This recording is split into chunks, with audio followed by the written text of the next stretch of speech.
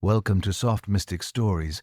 The emergence of what would later be termed the Silk Road began not as a grand design for international commerce, but as a consequence of Han Dynasty China's military and diplomatic ambitions.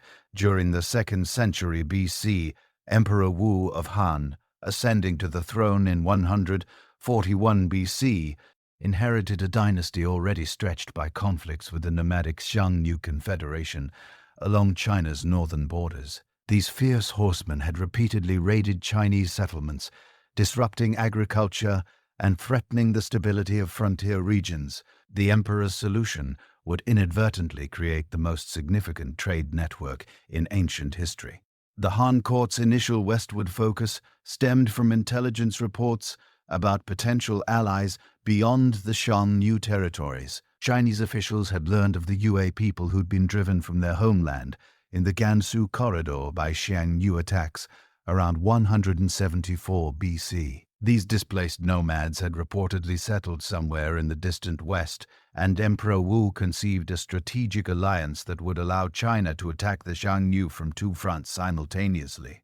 This military calculus led to one of history's most consequential diplomatic missions. Jiang Qian, a palace attendant with demonstrated loyalty and organizational skills, received the dangerous assignment of locating and negotiating with the UAG in 138 BC. His expedition force numbered approximately 100 men, including his Xiongnu guide, Gunfu, who possessed crucial knowledge of the Western territories.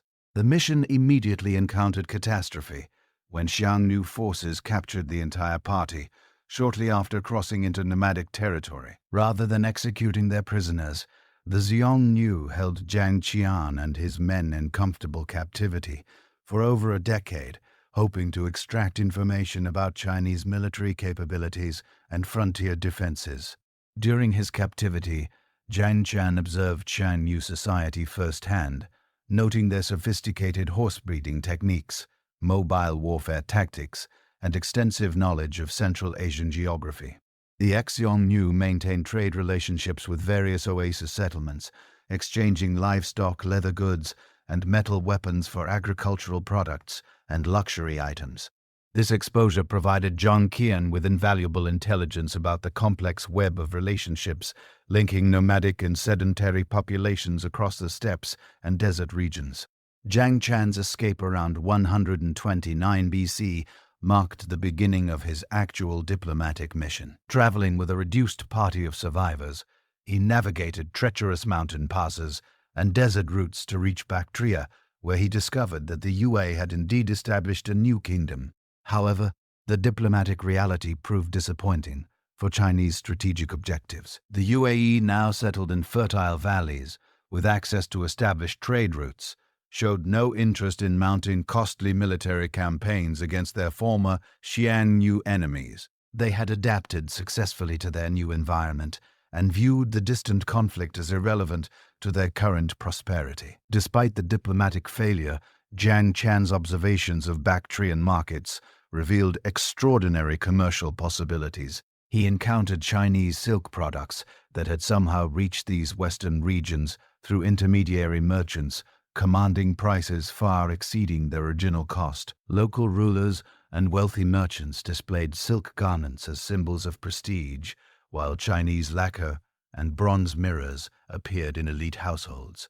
These goods had traveled through multiple hands across thousands of miles, with each transaction adding significant markup to their final value. The return journey in 126 BC proved equally hazardous, with Xiongnu forces again capturing Jiang Yan's party. His second escape occurred during a period of internal Xiongnu political turmoil, allowing the survivors to reach Chinese territory after 13 years of absence. Jiang Qian's detailed reports to Emperor Wu described not only the political landscape of Central Asia, but also the economic potential of systematic trade relationships with Western regions. Emperor Wu's response demonstrated the Han dynasty's growing commercial sophistication. Rather than abandoning Western engagement after the diplomatic setback, The court authorized Zhang Qian's second expedition in 115 BC with explicitly commercial objectives.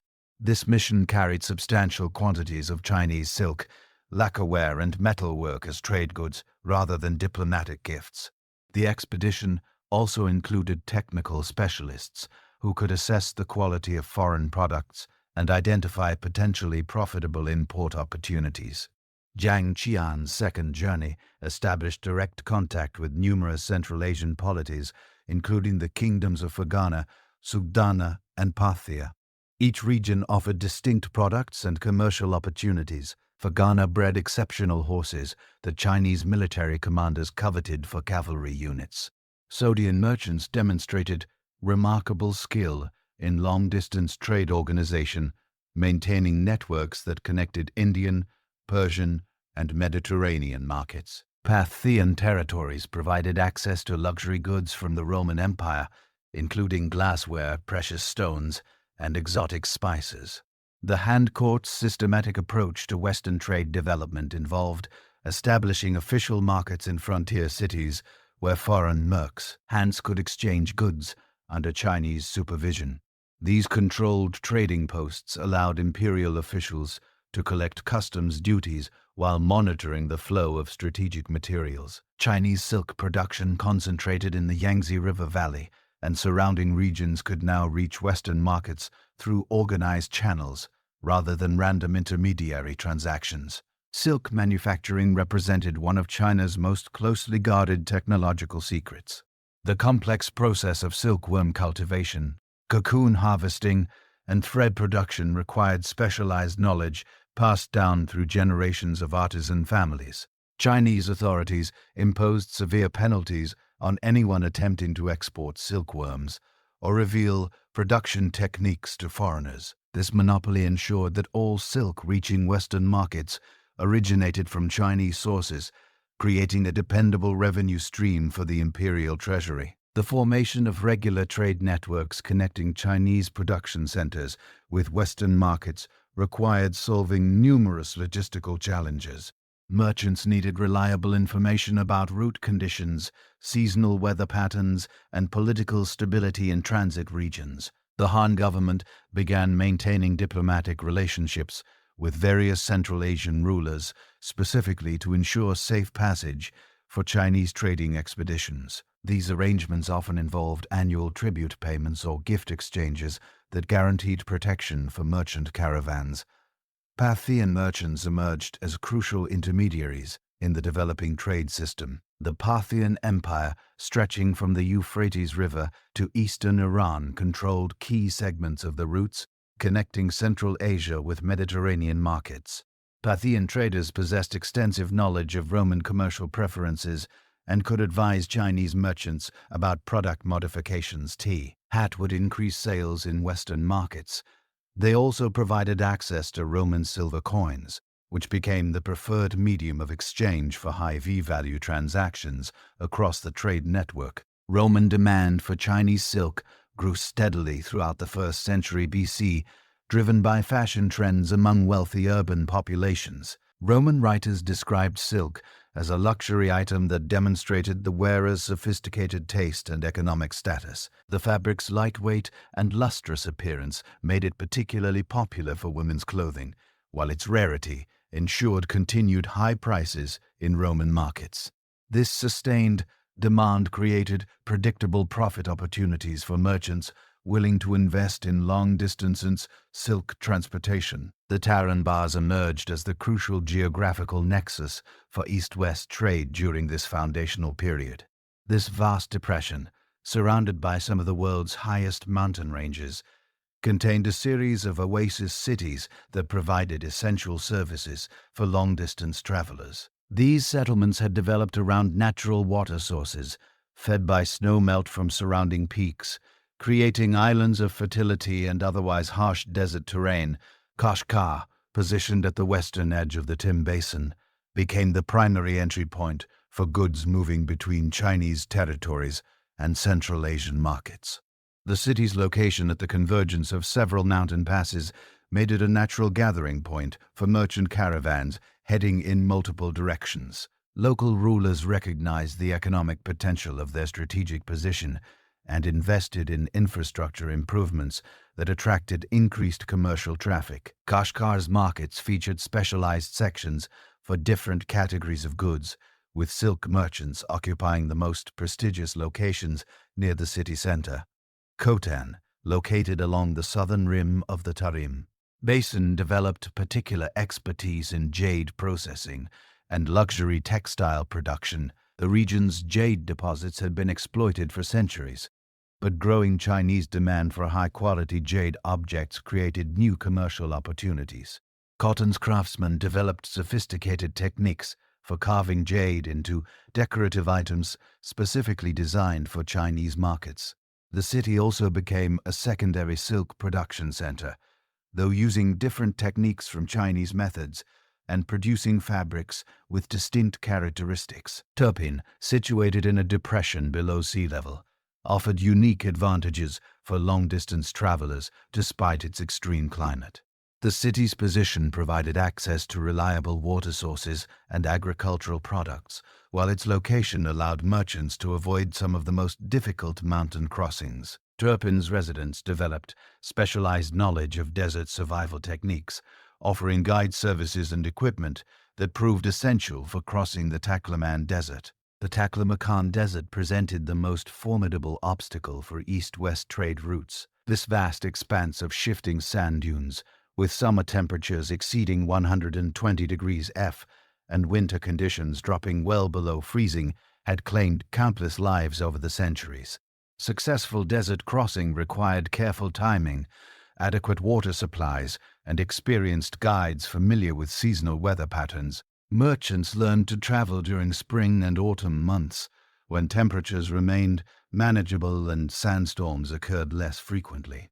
Navigation across the Taklamakan relied on a combination of celestial observation, landmark recognition, and local knowledge passed down through generations of desert travelers. Experienced guides could identify subtle terrain features invisible to untrained observers while understanding wind patterns that affect sand dune formation. The desert, southern, and northern routes offered different advantages depending on seasonal conditions and political circumstances in various oasis cities.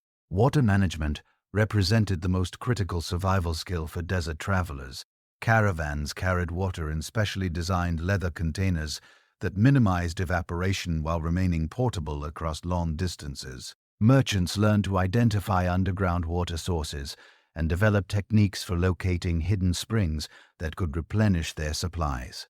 The spacing between reliable water sources determined the maximum distance caravans could travel between oasis stops. The Pome Mountains, known to ancient travelers as the roof of the world, presented equally challenging obstacles for trade route development. These towering peaks, with many summits exceeding 20,000 feet in elevation, created a formidable barrier between Central Asian steppes and the Indian subcontinent. Mountain passes remained closed by snow for much of the year, forcing merchants to time their crossings carefully to avoid being trapped by sudden weather changes. High-altitude travel required specialized equipment and techniques unknown to merchants accustomed to desert or steppe conditions.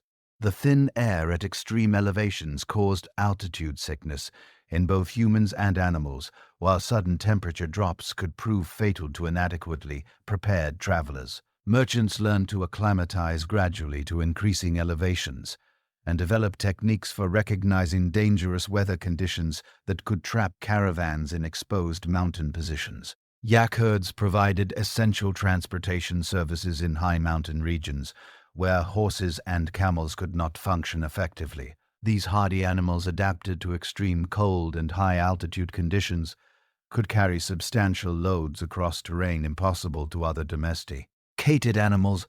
Local populations in mountain regions developed specialized knowledge of yak handling and route finding that proved invaluable to long-distance merchants.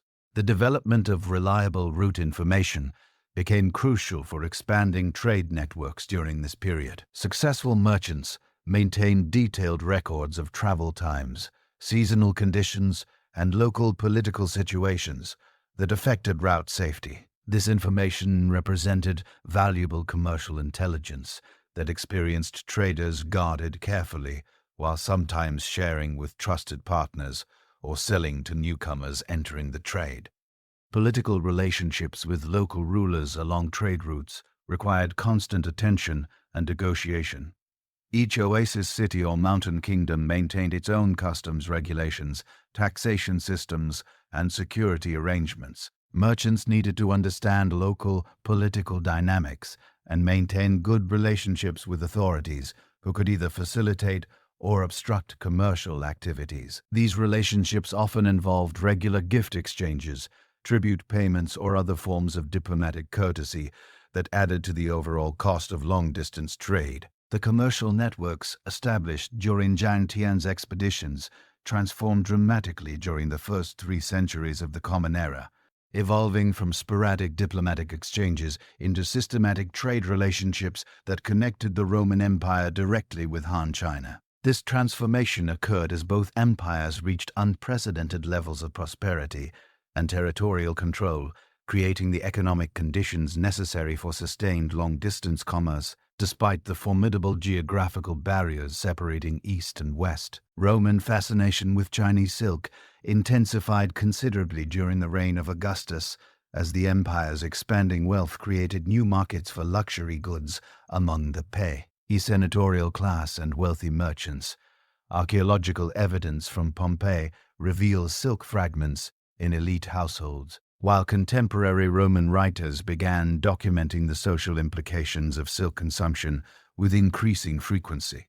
Pliny the Elder complained that Roman gold flowed eastward to pay for silk, estimating that the empire spent 50 million sestertii annually on silk imports alone. This figure, representing roughly 1% of the imperial treasury's annual revenue, demonstrates the extraordinary scale of Roman silk demand during the early imperial period. The Roman preference for silk stemmed from multiple factors beyond mere fashion considerations.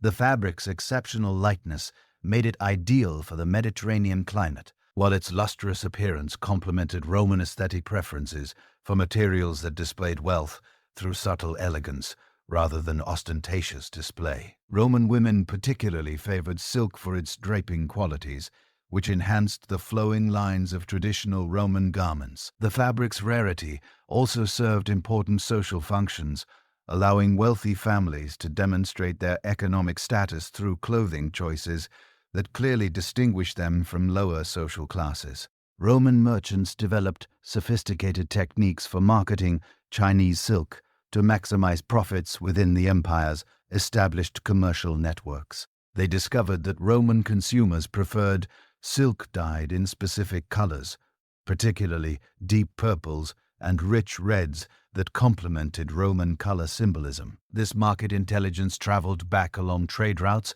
influencing Chinese production decisions and creating the first examples of international market adaptation in silk manufacturing. Chinese artisans began producing silk specifically for Roman tastes, using dyeing techniques that created colors unavailable in domestic Chinese markets. The Parthian Empire's strategic position between Roman and Chinese territories allowed Parthian merchants to establish themselves as indispensable intermediaries in the silk trade. Parthian traders maintained permanent representatives in both Roman Syria and Chinese frontier cities, creating communication networks that transmitted market information across thousands of miles. These merchant families developed expertise in currency exchange, language interpretation, and diplomatic protocols that proved essential for facilitating transactions between parties who rarely met face-to-face. Parthian control over Western trade route segments enabled them to implement sophisticated pricing strategies that maximize their profits while maintaining sufficient price predictability to encourage continued Roman investment in silk purchases. They establish standardized markup rates for different categories of goods, with silk commanding the highest premiums due to its exceptional demand in Roman markets. Parthian merchants also developed quality grading systems that allowed Roman buyers to specify desired silk characteristics without physically examining the goods before purchase. The Parthian taxation system, along trade routes created both obstacles and opportunities for long-distance and commerce. Parthian authorities collected custom duties at multiple points along major trade routes, but they also provided security services and maintained infrastructure that reduced overall transportation costs. Parthian investment in road construction, bridge maintenance, and way station development created more reliable travel conditions that reduced the risks associated with long-distance commerce. These improvements allowed merchant caravans to travel faster and carry larger loads, partially offsetting the impact of taxation on final prices.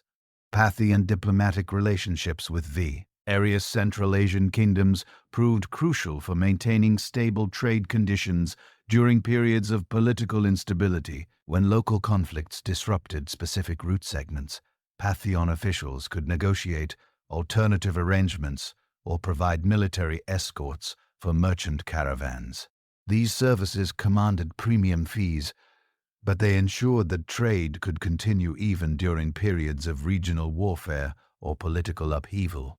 The rise of the Sassanid Empire in 224 AD initially disrupted established trade patterns as new rulers implemented different policies toward long-distance commerce. However, the Sassanids quickly recognized the revenue potential of silk trade taxation and developed even more systematic approaches to managing transaction commerce. Sassanid officials created standardized documentation requirements for merchant caravans, established fixed fee schedules for various services, and implemented quality control measures that reduced disputes between buyers and sellers. Sassanid investment in trade infrastructure exceeded Parthian efforts in both scale and sophistication. The new empire constructed caravan suras at regular intervals along major routes, providing standardized accommodations and services for traveling merchants. These facilities included secure storage areas for valuable goods, maintenance services for pack animals, and meeting spaces where merchants could negotiate transactions with local representatives. The caravans, they also served as information centers where travelers could obtain current intelligence about route conditions, political developments, and market opportunities in distant cities. The development of standardized weights and measures across different regions represented one of the most significant achievements of the classical period trade networks. This standardization emerged from practical necessity as merchant strata struggled with the complexity of converting between different measurement systems used by various kingdoms and city-states along trade routes. Roman merchants accustomed to standardized imperial measurements found themselves dealing with Chinese units based on entirely different mathematical principles. While Central Asian traders used systems derived from various local traditions, Chinese officials took the initiative in promoting measurement standardization by establishing reference weights and measures in frontier trading cities that foreign merchants could use for verification purposes. These standards, based on hand imperial measurements, provided reliable benchmarks for international transactions. Chinese authorities also trained local officials in conversion techniques that allowed them to translate between Chinese and foreign measurement systems accurately. The adoption of standardized silver currency for high V-value transactions solved many of the practical problems associated with long-distance trade. Roman silver coins, particularly denarii and gained acceptance throughout Central Asian markets due to their consistent weight and purity standards. Chinese merchants learned to evaluate Roman coins based on silver content rather than nominal values, creating a de facto international currency system based on precious metal weight rather than political authority. Sassanid merchants developed sophisticated banking techniques that reduced the risks associated with transporting large quantities of coins across dangerous territories. They established credit arrangements that allowed merchants to deposit silver in Sassanid cities and withdraw equivalent amounts in distant locations, effectively creating the first international banking system. These arrangements required extensive record-keeping and communication networks, but they dramatically reduced the security risks and transportation costs associated with moving precious metals across thousands of miles. The westward transmission of paper technology during this period illustrates the broader patterns of technological exchange that accompanied commercial relationships. Chinese paper-making techniques, closely guarded secrets during the Han period, gradually spread westward through Central Asian communities as Chinese artisans settled in trading cities along major routes. The technology's diffusion occurred slowly and unevenly, with each region adapting Chinese methods to local materials and requirements. Samarkand emerged as the first major Central Asian center for paper production, using techniques learned from Chinese craftsmen who had established workshops in the city during the 2nd century AD. Samarkand paper makers modified Chinese methods to work with local fiber sources, creating papers with different characteristics from Chinese originals. The city's strategic position allowed Samarkand paper to reach both Western and Southern markets, introducing the technology to Persian and eventually Arab territories. The eastward spread of Roman glass making techniques created similar patterns of technological adaptation and regional specialization. Roman glass production methods, particularly techniques for creating clear, colorless glass, attracted intense interest from Chinese artisans who had previously worked primarily with colored glass containing various impurities.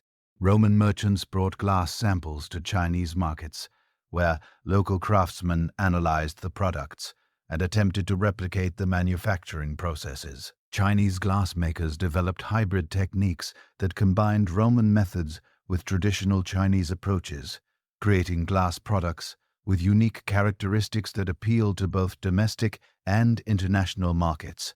These innovations included new decorative techniques that incorporated traditional Chinese artistic motifs with Roman technical methods, producing glass objects that commanded premium prices in both Eastern and Western markets. The exchange of agricultural products and cultivation techniques accompanied the more visible trade in luxury goods. Chinese peaches, apricots, and various spices traveled westward along trade routes, while Roman grapes, walnuts, and certain grains moved eastward. These exchanges required careful attention to preservation techniques and transportation methods that could maintain product quality over long distances and extended time periods.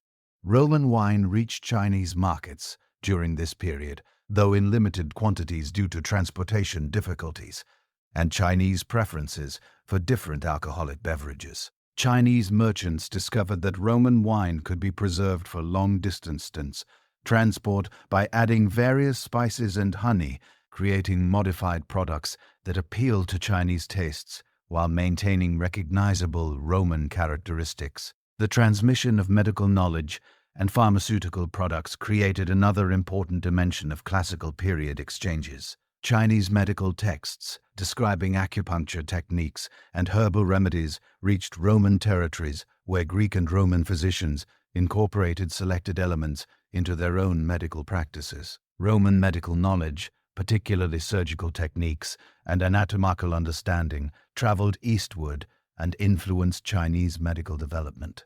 Chinese silk production expanded dramatically during this period to meet growing international demand.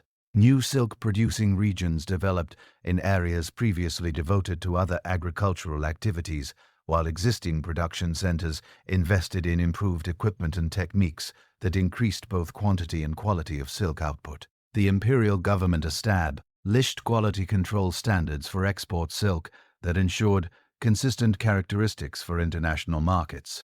The development of silk dyeing techniques specifically for export markets created new categories of Chinese silk products. Chinese dyers learned to produce colors that matched Roman preferences while maintaining the technical quality that distinguished Chinese silk from inferior imitations produced in other regions. These specialized dyeing processes required imported materials, including certain minerals and plant extracts available only from Western sources, creating reverse trade flows that complemented the primary eastward movement of silver and gold.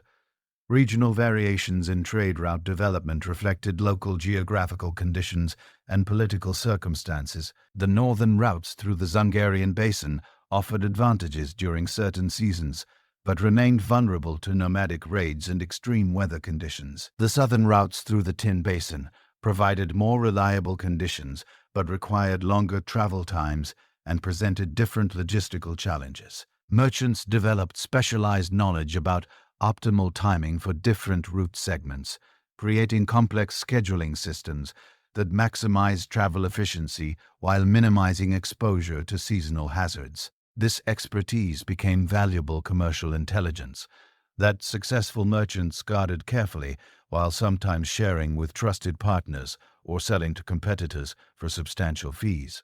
The merchant communities that had established themselves across Central Asian trading cities during the classical period created an unexpected foundation for one of history's most significant religious transformations. These commercial networks, initially focused on silk, precious metals, and luxury goods, became the primary conduits for Buddhist ideas, texts, and artistic traditions, aiding from India through Central Asia into China. The process began during the 1st century AD when Indian Buddhist monks discovered that the same caravan routes carrying Chinese silk westward could transport religious teachings eastward with equal efficiency. Buddhist transmission along the Silk Road differed fundamentally from the religion's earlier spread within the Indian subcontinent. Rather than moving through established political structures or existing religious hierarchies, Buddhism traveled through commercial networks where merchants from different cultural backgrounds regularly interacted and exchanged not only goods but ideas, customs, and beliefs. This commercial context shaped how Buddhism adapted to new environments and influenced the particular forms the religion took as it moved across diverse cultural landscapes. The Kushan Empire, which controlled crucial segments of the trade routes during the 1st through 3rd centuries AD, played a decisive role in facilitating Buddhist expansion. Kushan rulers themselves, converts to Buddhism, actively promoted the religion while simultaneously encouraging commercial development. Emperor Kanishka, ruling from approximately 127 to 150 AD, exemplified this dual commitment by commissioning Buddhist art and architecture while maintaining policies that attracted merchants from across the known world to Kushan territories. Kanishka's capital, at Peshawar, became a major center for both Buddhist scholarship and international commerce. The city's monasteries housed monks from India, Central Asia, and China who collaborated on translating Sanskrit Buddhist texts into various local languages. These translation projects required extensive knowledge of multiple languages and cultures, skills that the international merchant communities possessed in abundance. Merchants often served as interpreters and cultural mediators, helping monks understand local customs and religious practices that needed to be considered when adapting Buddhist teachings for new audiences. The Gandhara region, encompassing parts of modern Pakistan and Afghanistan, emerged as the primary artistic center where Buddhist iconography absorbed influences from Greek, Roman, Persian, and Central Asian artistic traditions. This cultural synthesis occurred because Gandhara's position along major trade routes brought together artisans and patrons from diverse backgrounds who contributed different aesthetic preferences and technical skills to Buddhist art. Production. The resulting Gandhara school of Buddhist art featured realistic human figures with Greek-influenced facial features, Roman-style drapery, and Persian decorative motifs, creating a distinctive international artistic language. Gandhara sculptor developed standardized iconographic conventions for depicting Buddhist figures that could be understood across different cultural contexts. These artistic standards traveled along trade routes with merchant caravans, spreading consistent visual representations of Buddhist concepts to distant regions. A merchant familiar with Gandhara Buddhist art could recognize similar iconographic elements in Buddhist sculptures produced in Khotan, Kucha or Changan, creating a visual continuity across the vast geographical expanse of the Silk Road network. The monastery complex at Bamiyan, situated in a strategic mountain valley connecting Central Asian steppes with Indian territories, became one of the most important Buddhist centers along the trade routes. The site's massive Buddha statues, carved directly into cliff faces during the 3rd through 6th centuries AD, served multiple functions beyond their obvious religious significance. These monuments marked Bamiyan's location for travelers navigating through complex mountain terrain, while their impressive scale demonstrated the wealth and devotion of the local Buddhist community to passing merchants and pilgrims. Bamiyan's monasteries provided essential services for long-distance travelers, including secure accommodation, medical care, and spiritual guidance. The monks maintained detailed knowledge of regional geography and seasonal travel conditions, offering route advice that proved invaluable for merchant caravans attempting to cross dangerous mountain passes. This practical assistance created positive relationships between Buddhist communities and commercial networks, encouraging merchants to support monastery construction and maintenance through donations and patronage. The monastic communities at Bamiyan developed sophisticated agricultural and craft production systems that made them largely self-sufficient while generating surplus goods for trade. Monks produced high-quality textiles, metalwork, and agricultural products that commanded premium prices in regional markets. These economic activities provided monasteries with steady income streams that supported their religious functions while demonstrating Buddhist principles of productive labor and community service. Buddhist merchants played crucial roles in transmitting religious ideas because their commercial activities required them to build trust relationships with trading partners from different cultural backgrounds. These business relationships often evolved into discussions about philosophical and religious topics, creating opportunities for Buddhist merchants to share their beliefs with interested colleagues. The gradual personal nature of these exchanges proved more effective than formal missionary activities in many contexts. Zedian merchants, who dominated much of the Central Asian trade during the 4th through 8th centuries AD, became particularly important agents of Buddhist transmission.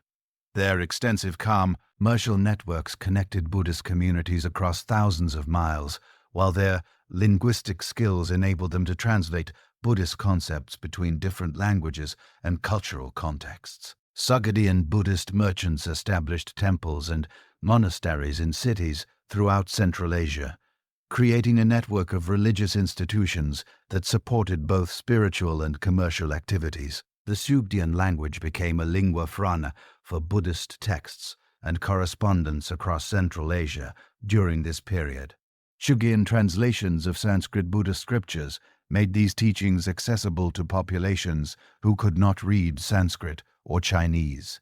While Sogdian Buddhist correspondence connected monasteries and merchant communities across vast distances, archaeological discoveries of Sogdian Buddhist documents from sites like Dunhua revealed the extensive communication networks that linked Buddhist communities along the trade routes. Dunhuan emerged as perhaps the most significant Buddhist center along the eastern sections of the Silk Road, combining religious, commercial, and cultural functions in ways that exemplify the integration of Buddhism with trade route society. The city's location at the convergence of multiple trade routes made it a natural gathering point for merchants, pilgrims, and scholars traveling between China and Central Asia. This cosmopolitan environment created ideal conditions for Buddhist development and artistic innovation. The MGO caves at Dunhuang, carved and decorated between the 4th and 14th centuries AD, represent the most comprehensive record of Buddhist art and culture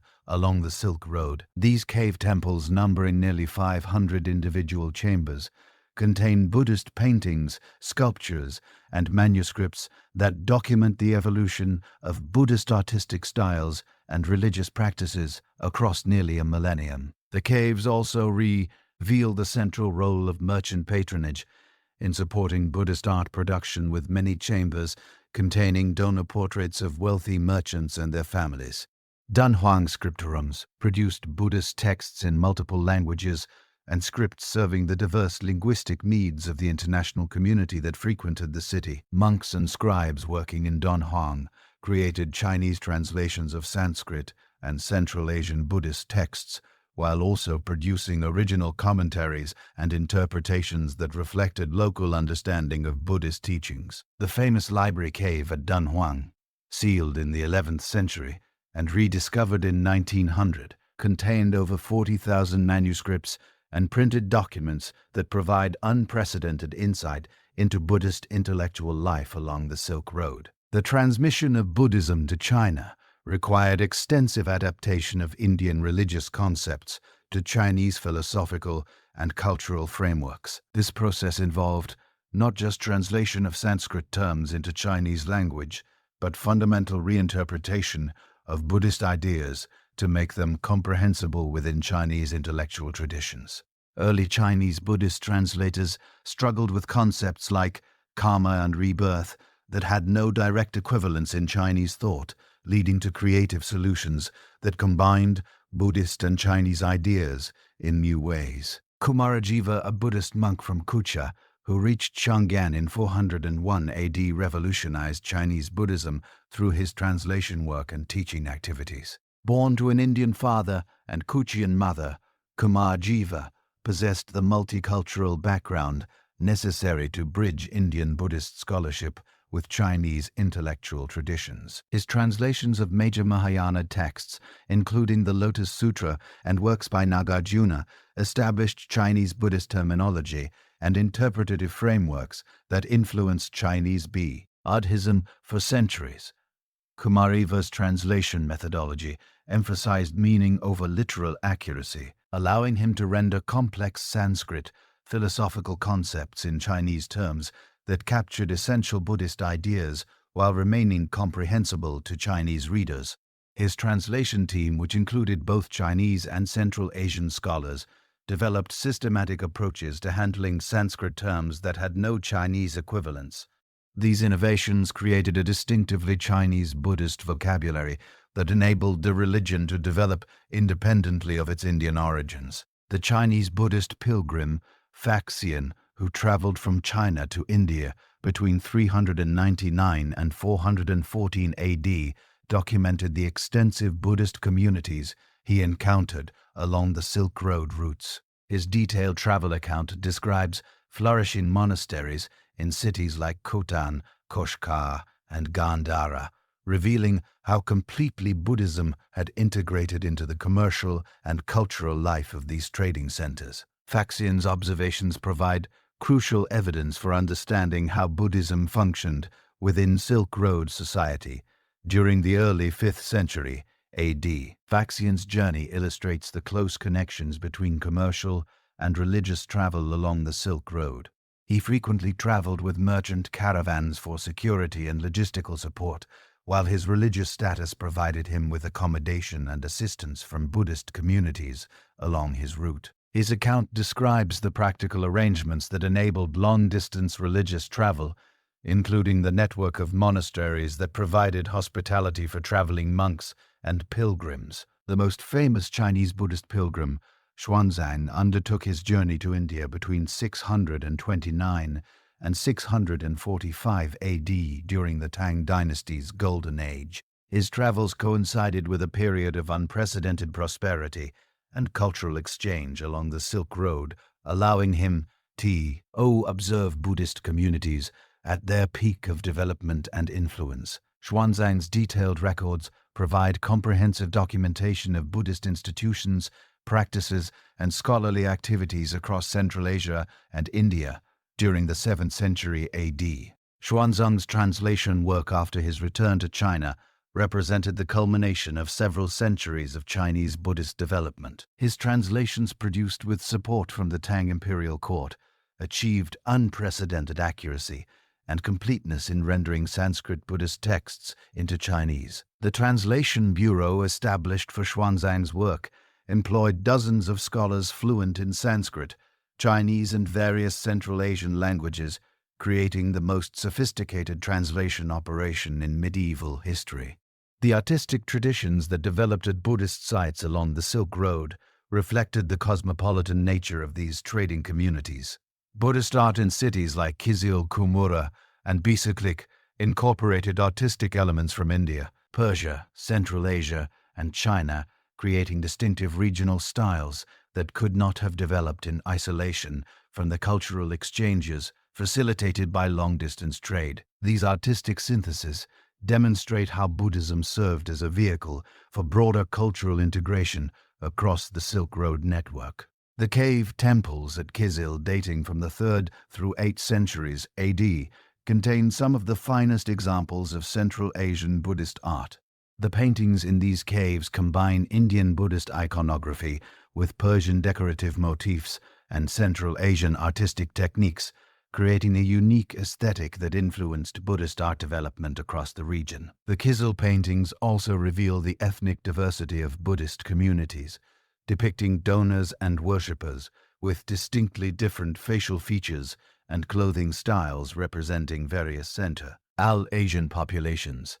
Buddhist monasteries along the trade routes developed economic functions that extended far beyond their religious activities. These institutions served as banks, providing secure storage for merchants' valuables and offering credit arrangements for commercial transactions. Monasteries also functioned as information centers where merchants could obtain current intelligence about market conditions, political developments, and route safety in distant regions. These services created mutually beneficial relationships between Buddhist communities and commercial networks. The integration of Buddhist institutions into Silk Road economic systems enabled monasteries to accumulate substantial wealth that supported ambitious construction projects and artistic commissions. The massive scale of Buddhist monuments at sites like Banyan, Yangon, and Longmen required enormous financial resources that could only be generated through successful participation in long-distance trade networks. These projects in turn attracted skilled artisans from across the known world, creating centers of artistic innovation and cultural exchange. Buddhist festivals and ceremonies became important social events in Silk Road cities, bringing together diverse populations for shared religious and cultural experiences. These gatherings provided opportunities for merchants from different backgrounds to develop personal relationships that facilitated business transactions, while also creating forums for cultural exchange and artistic collaboration. The international character of Buddhist communities along the trade routes made these religious institutions natural centers for cross-cultural interaction and communication. The decline of Buddhism in Central Asia during the 8th through 10th centuries AD coincided with changing political and economic conditions that disrupted the traditional patterns of Silk Road trade. The rise of Islamic powers in Central Asia created new religious and cultural dynamics, while political instability reduced the security and profitability of long-distance commerce. However, the Buddhist artistic and architectural traditions established during the religion's golden age along the Silk Road continued to influence cultural development across the region for centuries after Buddhism's political decline. The establishment of the Tang dynasty in 618 marked the beginning of the most prosperous and culturally dynamic period in Silk Road history. Unlike their predecessors, the Tang emperors pursued an aggressive expansionist policy that extended Chinese control deep into Central Asia, creating the largest empire in Chinese history and establishing direct administrative control over vast stretches of the trade routes that had previously operated under loose diplomatic arrangements. Emperor Tong's military campaigns during the 630s and 640 AD systematically conquered the Tarim Basin kingdoms that had maintained semi-independent status for centuries. The conquest of Gaochang in 640 AD eliminated the last major independent power in the eastern Tarim Basin, while subsequent campaigns against Kucha, Kashgar, and other oasis cities brought the entire region under direct Chinese administration. These conquests differed from earlier Chinese involvement in Central Asia, which had relied primarily on tributary relationships and diplomatic alliances, rather than direct territorial control. The Tang Protectorate system, known as the Protectorate General to pacify the West, established Chinese military garrisons and administrative centers throughout Central Asia. The Protectorate headquarters at Kua controlled a network of fortified positions extending from Dunhuang in the east to Samarkand in the west, with subsidiary commands at Kashgar, Khotan, and Karachar.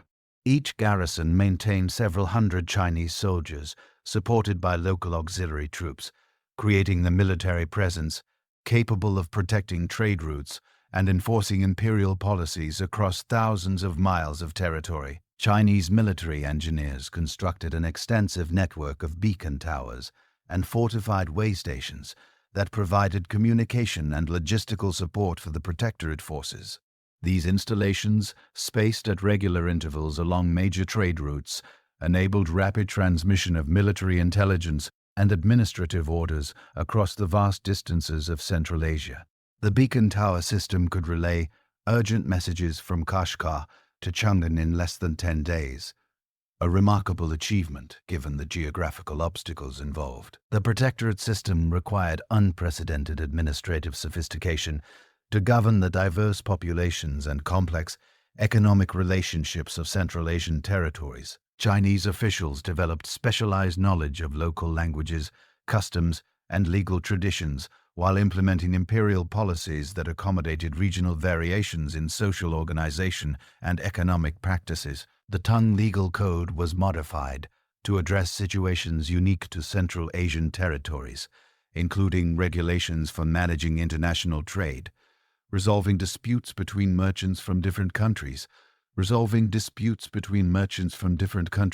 and maintaining security along caravan routes.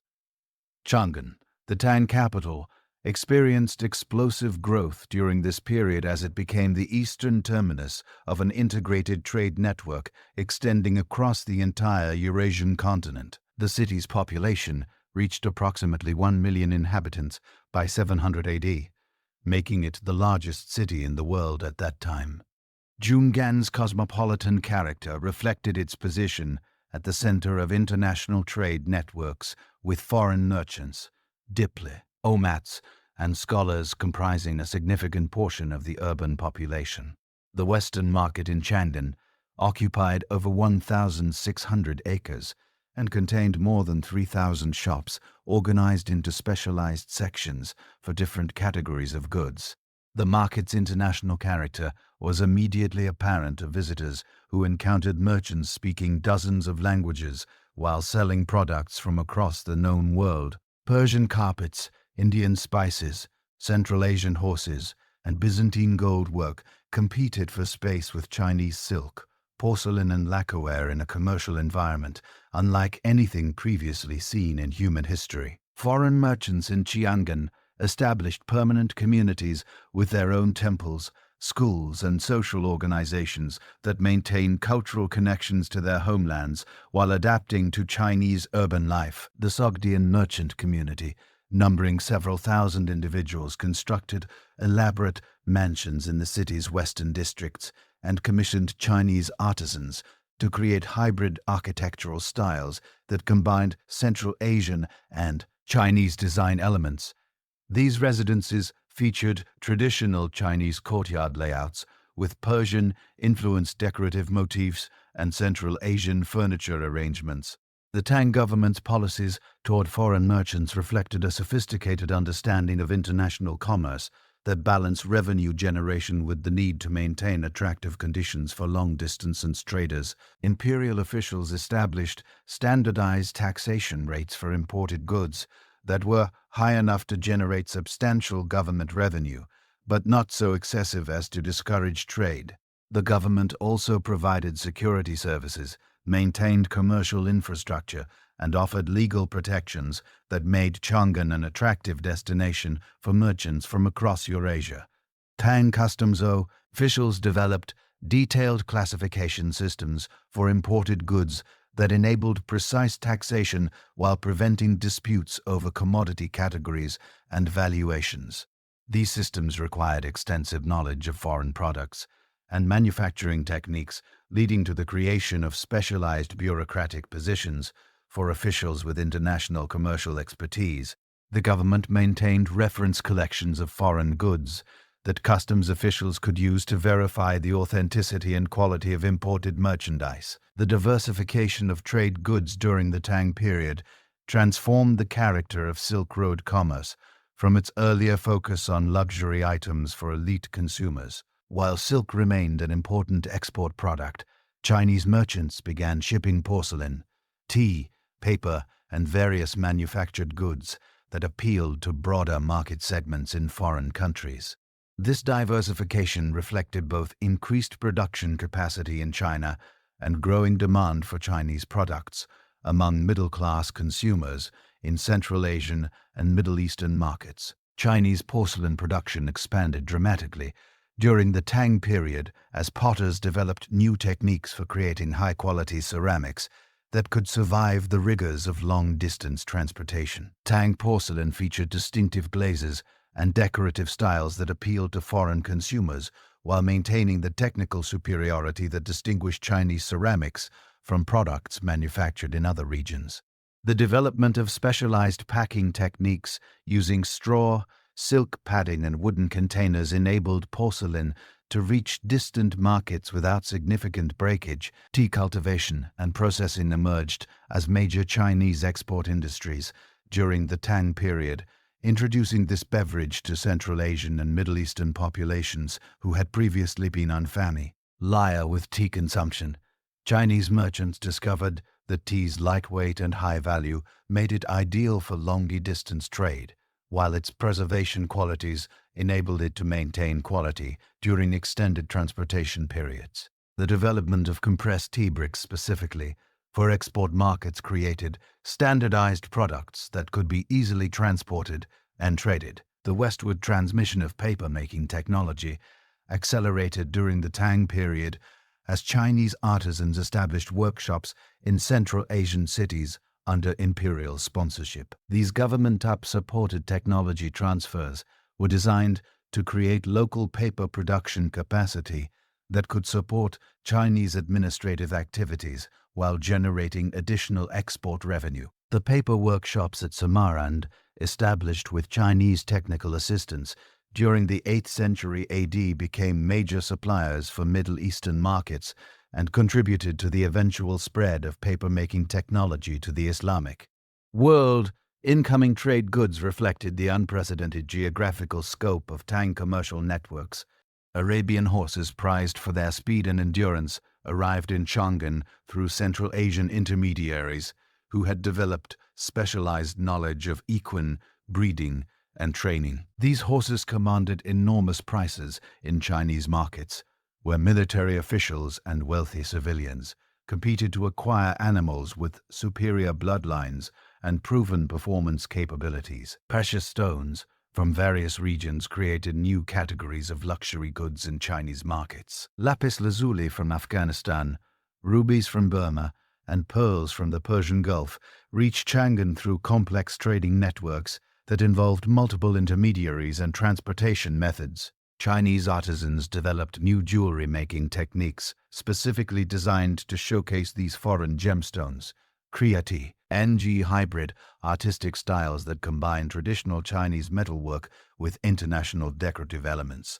Spices and aromatics from India and Southeast Asia transformed Chinese cuisine and religious practices during this period.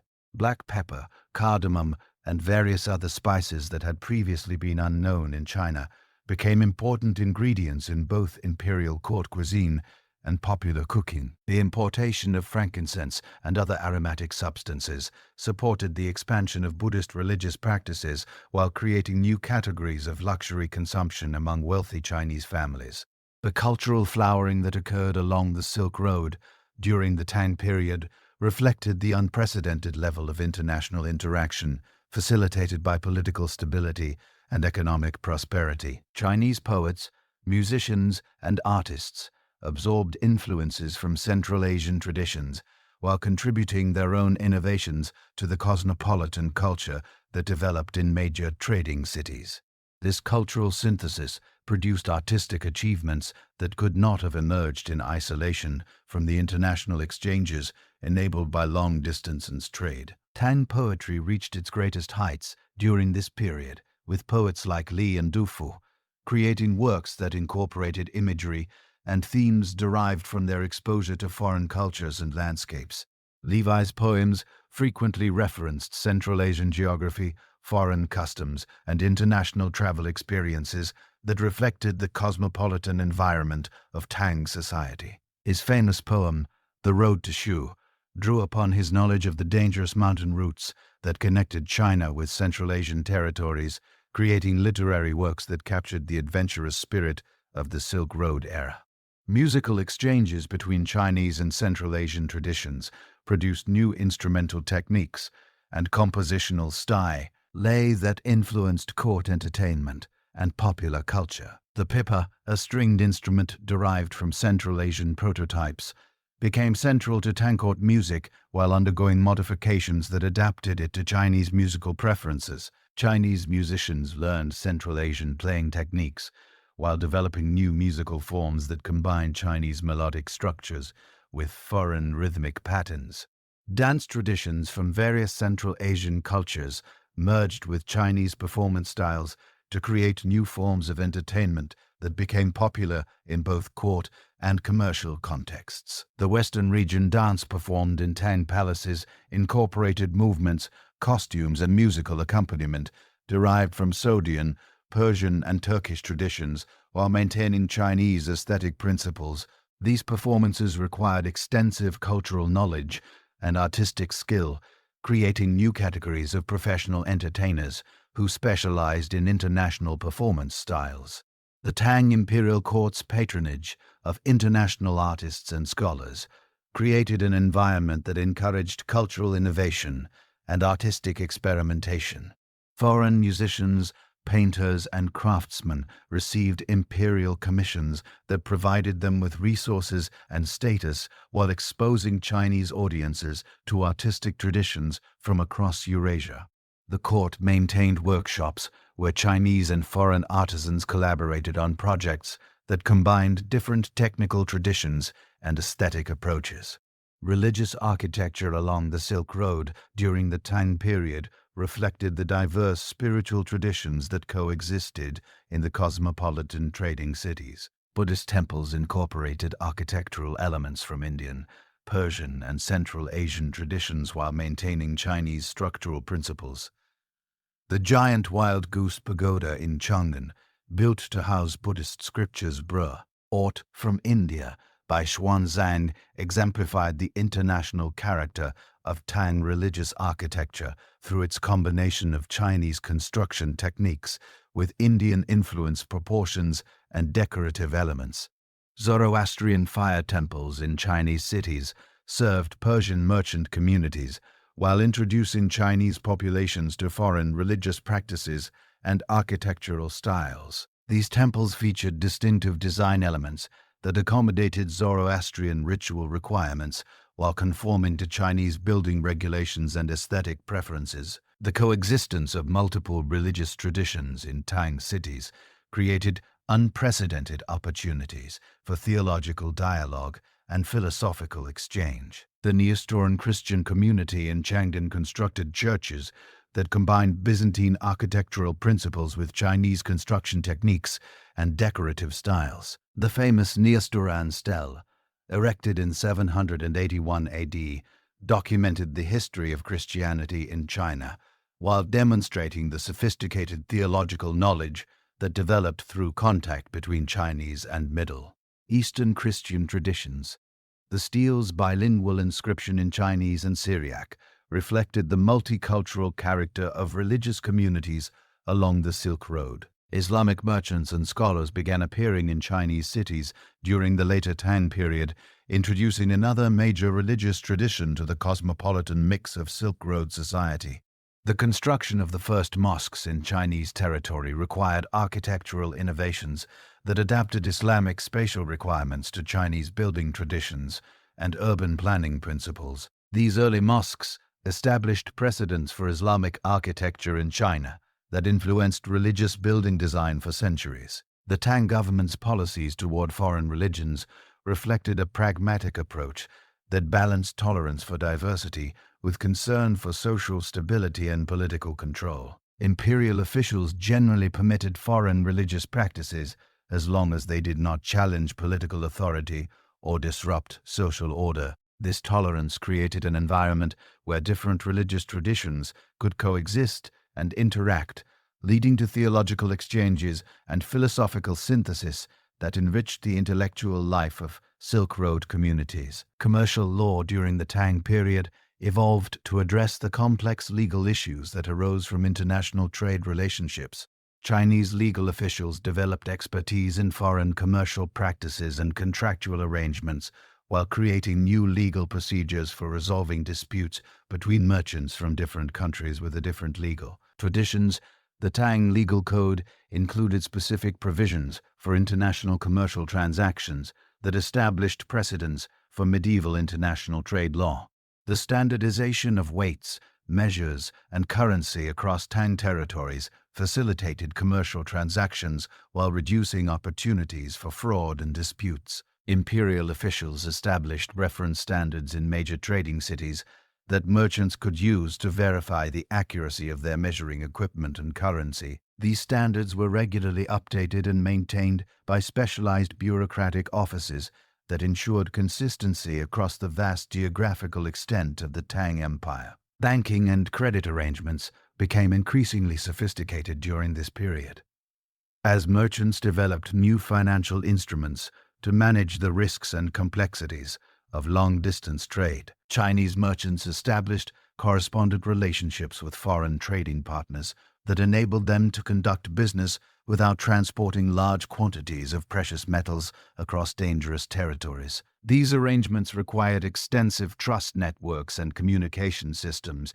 that connected commercial communities across thousands of miles. The Tang postal system, originally designed for government communications, expanded to provide commercial messaging services that enabled merchants to coordinate business activities across vast distances. The system's network of post stations and relay riders could transmit commercial correspondence from Chang'an to Central Asian cities in a matter of weeks, enabling business relationships that would have been impossible without reliable communication infrastructure. The decline of Tang authority in Central Asia during the mid-8th century created a power vacuum that Arab military forces rapidly exploited, fundamentally altering the political, commercial, and cultural landscape of the Silk Road. The Arab conquest of Transoxiana, beginning with the capture of Kara in 709 AD and culminating in the decisive victory over Chinese forces at the Battle of Talis in 751 AD, marked the end of Chinese political dominance in Western Central Asia and initiated a new phase of Islamic influence that would reshape trade networks across the entire region. The Battle of Talis itself proved less significant for its immediate military consequences than for its long-term cultural and technological implications. The Arab victory, achieved through superior cavalry tactics and strategic alliance with local Turk forces, dissatisfied with Chinese rule, resulted in the capture of numerous Chinese prisoners, including skilled artisans and craftsmen whose knowledge would prove invaluable to Islamic technological development. Among these prisoners were papermakers whose expertise enabled the establishment of paper production facilities in Siamar, marking the beginning of papermaking technology's westward transmission into the Islamic world. The Umayyad and subsequent Abbasid administrations approached Central Asian governance with pragmatic flexibility that differed markedly from earlier Chinese administrative methods rather than imposing uniform Islamic law across diverse populations. Arab administrators developed accommodating policies that permitted local customs to continue alongside Islamic practices, provided they did not directly contradict fundamental Islamic principles. This approach proved particularly effective in maintaining commercial relationships with non-Muslim merchants and communities whose participation remained essential for trade network operations.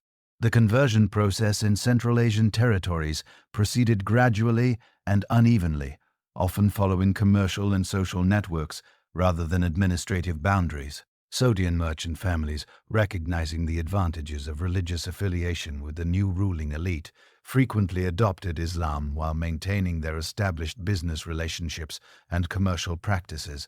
These conversions created hybrid cultural forms that combined Islamic religious observance with traditional Central Asian commercial customs and social arrangements. Samarkand emerged as the preeminent Islamic commercial center in Central Asia during the 9th and 10th centuries, surpassing even Baghdad in certain categories of international trade. The city's strategic position at the convergence of routes from China, India, Persia, and the Middle East made it an ideal location for the complex commercial operations that characterized Islamic period trade. Samarkand's markets specialized in high-value goods, requiring sophisticated commercial expertise including Chinese silk, Indian precious stones, Persian carpets, and various luxury manufactured products from across the Islamic world. The Samanid dynasty ruling from Bukhara between 875 and 999 AD created the most successful synthesis of Islamic governance with Central Asian commercial traditions. The Samanids maintained nominal allegiance to the Abbasid Caliphate while exercising practical independence in managing their territory's economic and commercial affairs. Their policies actively encouraged long-distance trade through infrastructure investment, legal standardization, and diplomatic arrangements that facilitated merchant activities across their extensive territories. Samanid silver mines in the Panjshir Valley and other locations provided the monetary foundation for expanded commercial activities throughout Central Asia and beyond. The consistent quality and weight of Samanid silver dirhams made them the preferred currency for international transactions across a vast geographical area extending from the Baltic Sea to the Indian Ocean. Archaeological evidence reveals Samanid coins in Scandinavian hoards, indicating the remarkable geographical scope of trade networks that utilize Samanid silver as a medium of exchange. The standardization of Islamic commercial law across Central Asian territories eliminated many of the legal complexities that had previously complicated international trade relationships. Islamic legal scholars developed comprehensive frameworks for handling commercial disputes, contractual arrangements, and partnership agreements that could be applied consistently across different regions and cultural contexts. The concept of the Islamic or community of believers created legal presumptions of trustworthiness and shared obligations that facilitated business relationships between merchants who had never met personally. The development of the Hala system during this period revolutionized long-distance and commercial finance by enabling merchants to transfer funds across vast distances without physically transporting precious metals or coins. This system relied on networks of trusted agents who maintained detailed records of financial obligations and periodically settled accounts through various compensation mechanisms. A merchant in Bukhara could deposit silver with a local Hala agent and authorize a colleague in Damascus to collect equivalent value from the agent's correspondent, eliminating the risks and costs associated with transporting currency across dangerous territories. Hala operations required extensive communication networks and sophisticated record-keeping systems that connected commercial communities across the Islamic world. The system's effectiveness depended on the reliability of participating agents and the accuracy of exchange rate. Information transmitted between different commercial centers. Islamic merchants developed standardized procedures for calculating exchange rates, accounting for transportation costs, and managing the timing differences involved in long-distance financial transactions. The integration of Islamic territories into existing Silk Road networks proceeded through gradual modification of established commercial practices rather than wholesale replacement of existing systems. Islamic merchants learned to work within traditional Central Asian trading customs while introducing new financial instruments and legal frameworks that enhance commercial efficiency.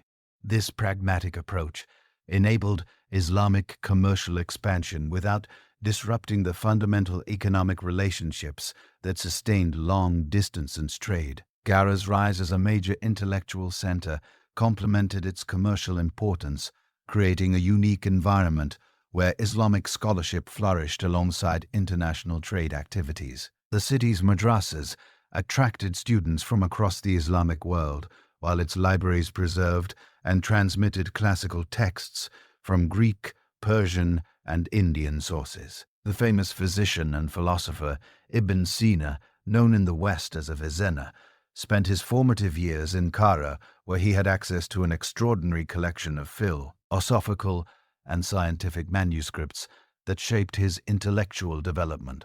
The translation movement that characterized Islamic intellectual life during the 9th and 10th centuries relied heavily on the cosmopolitan commercial networks that connected Islamic territories with other cultural regions. Merchants traveling to India, China, and Byzantine territories frequently carried manuscripts and books that they sold to Islamic scholars and libraries. This commercial trade in intellectual materials enabled Islamic scholars to access Greek philosophical texts, Indian mathematical treatises, and Chinese scientific works that would have been otherwise unavailable. Islamic scholars working in Central Asian cities like Samarkand and Bara developed sophisticated techniques for translating and preserving classical knowledge from various cultural traditions. The House of Wisdom in Baghdad served as the most famous center for this activity. But similar institutions in Central Asian cities played equally important roles in preserving and transmitting classical learning. These scholarly activities often receive financial support from wealthy merchants who recognized the practical value of scientific and mathematical knowledge for their commercial operations.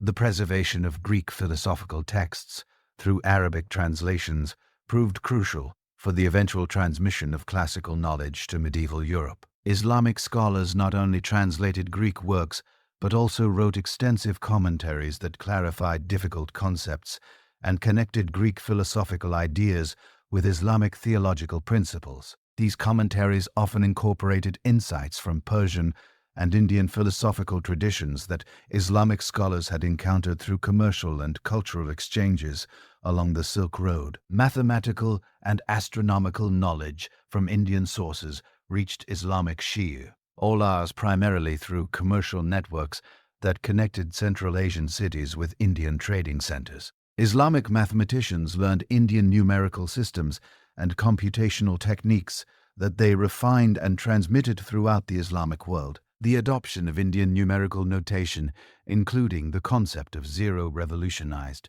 mathematical calculation and enabled the development of more sophisticated commercial accounting systems. Chinese technological knowledge reached Islamic territories through various channels, including captured artisans, diplomatic exchanges, and commercial relationships with Chinese merchants who continued to operate in Central Asian markets. Despite the political changes following the Battle of Talis, Islamic craftsmen learned Chinese techniques for silk production, porcelain manufacture, and metallurgy. Adopting these technologies to local conditions and market requirements, the westward transmission of paper technology from Samarkand to other Islamic cities created a revolution in administrative and intellectual life throughout the Islamic world. Paper production facilities established in Baghdad, Damascus, and other major cities provided affordable writing materials that enabled the expansion of bureaucratic record-keeping, commercial documentation, and scholarly writing. The availability of inexpensive paper facilitated the development of Islamic banking systems that required extensive written records of financial transactions. Islamic merchants developed new categories of trade goods that reflected the religious and cultural preferences of Islamic consumers. The prohibition on silk clothing for men in Islamic law created demand for alternative luxury textiles, leading to increased trade in fine wool fabrics, cotton textiles, and various blended materials. Islamic merchants also specialized in trade goods that supported religious observance, including prayer rugs, incense, and various items used in mosque decoration and religious ceremonies. The pilgrimage trade to Mecca created new commercial opportunities that Islamic merchants along the Silk Road exploited effectively. Pilgrims traveling from Central Asia, China, and other distant regions required transportation, accommodation, and various goods and services during their journeys. Islamic merchants established specialized businesses that catered to pilgrim needs while also using pilgrimage routes to transport commercial goods between different regions of the Islamic world. The development of Islamic commercial partnership, known as Mudarabar arrangements, enabled merchants to pool resources and share risks in ways that facilitated larger and more ambitious trading ventures. These partnerships typically involved one party providing capital, while another contributed labor and expertise with profits shared according to predetermined formulas. The legal framework governing Mudarabar relationships provided security for investors while enabling entrepreneurial merchants to access capital for trading activities. Islamic commercial law's emphasis on ethical business practices and fair dealing created trust relationships that facilitated long-distance trade even between merchants who belonged to different ethnic or cultural groups. The Islamic prohibition on usury led to the development of alternative financing mechanisms that achieved similar economic functions without violating religious principles. These innovations in commercial finance enabled Islamic merchants to compete effectively with non-Islamic trading networks while maintaining religious compliance. The expansion of Islamic influence along the Silk Road coincided with significant technological innovations in transportation and logistics. Islamic merchants developed improved caravan organization techniques that increased the efficiency and safety of long-distance travel. These improvements included better methods for loading and securing cargo, more effective systems for managing pack animals, and enhanced security arrangements that reduced losses from banditry and natural hazards. The construction of caravans arise at regular intervals along major trade routes, provided standardized accommodation and services for traveling merchants. These facilities, typically built around fortified courtyards with secure storage areas and animal pens, offered protection from both weather and human threats. The caravans also served as information centers where merchants could obtain current intelligence about market conditions, route safety, and political developments in distant regions. Islamic urban planning in Central Asian cities reflected the integration of commercial and religious functions that characterized Islamic civilization. The central bazaars in cities like Samarkand and Bara were typically located near the main mosques, creating commercial districts where religious and economic activities reinforced each other. The architectural design of these commercial areas facilitated both individual transactions and large-scale wholesale operations that supplied regional distribution networks. The development of Islamic banking houses in major commercial centers created institutional support for long-distance trade that exceeded anything previously available in Central Asian territories. These institutions provided currency exchange services, commercial credit, and various financial instruments that reduce the risks and costs associated with international commerce. The banking houses maintained correspondent relationships with similar institutions in other cities, creating integrated financial networks that supported commercial activities across a vast geographic areas. The integration of Turk peoples into Islamic commercial networks during the 10th and 11th centuries brought new energy and resources to Silk Road trade. Turkic merchants and military leaders who converted to Islam maintained their traditional expertise in horse breeding and nomadic logistics while adopting Islamic commercial practices and legal frameworks. This combination of nomadic mobility with Islamic commercial sophistication created powerful new trading organizations that dominated certain segments of Central Asian commerce. The Ghaznavid Empire, established by Turkic military leaders who had converted to Islam, created new political conditions that affected Silk Road trade patterns during the late 10th and early 11th centuries. The Ghaznavids' military campaigns in India opened new trade routes and markets, while their control over key Central Asian territories influenced the flow of goods between China, India, and the Middle East. Their capital at Jinei became an important commercial center that connected Indian Ocean trade networks with traditional Silk Road routes. The fragmented political landscape that had characterized Central Asia since the decline of unified Islamic authority created the perfect conditions for the most dramatic transformation in Silk Road history. By the early 13th century, the Khwarizmid Empire controlled much of Transoxiana and eastern Iran, while various Turk and local rulers governed smaller territories throughout the region. Chinese authority had long since retreated to areas east of the Jade Gate, leaving the western portions of traditional trade routes under the control of competing local powers who frequently disrupted commercial activities through warfare, excessive taxation, and arbitrary policy changes. Into this fractured political environment emerged Tu Jin, later known as Genghis Khan, whose military innovations and organizational genius would create the largest contiguous land empire in human history. Born around 1162 AD into a minor Mongol clan struggling for survival on the harsh steppes north of China, Tujin's early experiences with tribal warfare, resource scarcity, and political instability shaped his understanding of the relationship between military power and economic prosperity. His rise to supremacy among the Mongol tribes between 1196 and 1206 AD demonstrated ability to integrate diverse nomadic groups into a unified military organization capable of conquering sedentary civilizations. The Mongol military system that Genghis Khan developed represented a revolutionary synthesis of traditional steppe warfare tactics with innovative organizational structures and strategic concepts borrowed from various sources. Mongol armies organized around decimal units of 10, 100,000 and 10,000 warriors created flexible command structures that could adapt rapidly to changing battlefield conditions. Each warrior maintained multiple horses, enabling Mongol forces to cover vast distances at speeds that consistently surprised their enemies and disrupted conventional defensive preparations.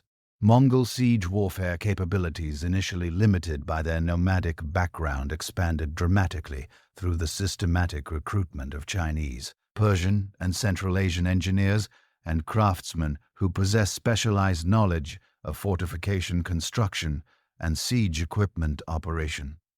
The Mongols' willingness to adopt and improve upon foreign military technologies, combined with their ability to coordinate massive siege operations involving tens of thousands of workers, enabled them to capture fortified cities that had previously been considered impregnable. The conquest of the Western Xia Kingdom between 1205 and 1209 AD provided Genghis Khan with his first experience in governing sedentary agricultural populations whose economic systems differed fundamentally from nomadic pastoral traditions. The Mongols discovered that systematic exploitation of agricultural surplus could generate far greater wealth than traditional nomadic raiding, leading to the development of administrative policies that balanced extraction of resources with maintenance of productive capacity. These early experiments in sedentary governance provided crucial experience that influenced later Mongol administration of much larger and more complex territories. The Jin dynasty's territories in northern China presented the Mongols with their most challenging military and administrative obstacles during the campaigns that began in 1211 AD. The Jin possessed sophisticated defensive systems, professional armies equipped with advanced weaponry, and complex bureaucratic structures that had governed millions of people for over a century. Mongol success against the Jin required not only military conquest, but also the development of administrative capabilities that could manage Chinese agricultural systems, urban populations, and commercial networks without destroying the economic foundations that made these territories valuable. Mongol administrative practices in conquered Chinese territories demonstrated remarkable pragmatism in adapting traditional Chinese governmental systems to Mongol requirements. Rather than replacing Chinese bureaucrats wholesale, the Mongols retained experienced administrators while installing Mongol supervisors who monitored their activities and ensured compliance with imperial policies.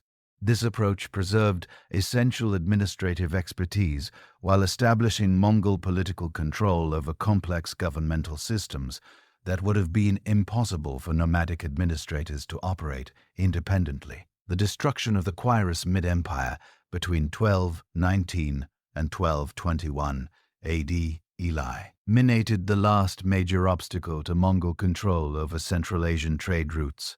But the campaign's devastating impact on urban centers like Samarkand, Bukhara, and MV initially disrupted commercial activities throughout the region. Contemporary accounts describe the wholesale destruction of irrigation systems, the massacre of urban populations, and the abandonment of agricultural areas that had supported trade route cities for centuries. These destructive campaigns reflected Genghis Khan's strategic calculation that complete elimination of resistance was preferable to prolonged occupation warfare that would tie down Mongol forces needed for other conquests. The recovery of Central Asian commercial centers following their initial destruction revealed the Mongols' growing understanding of the relationship between urban prosperity and imperial revenue.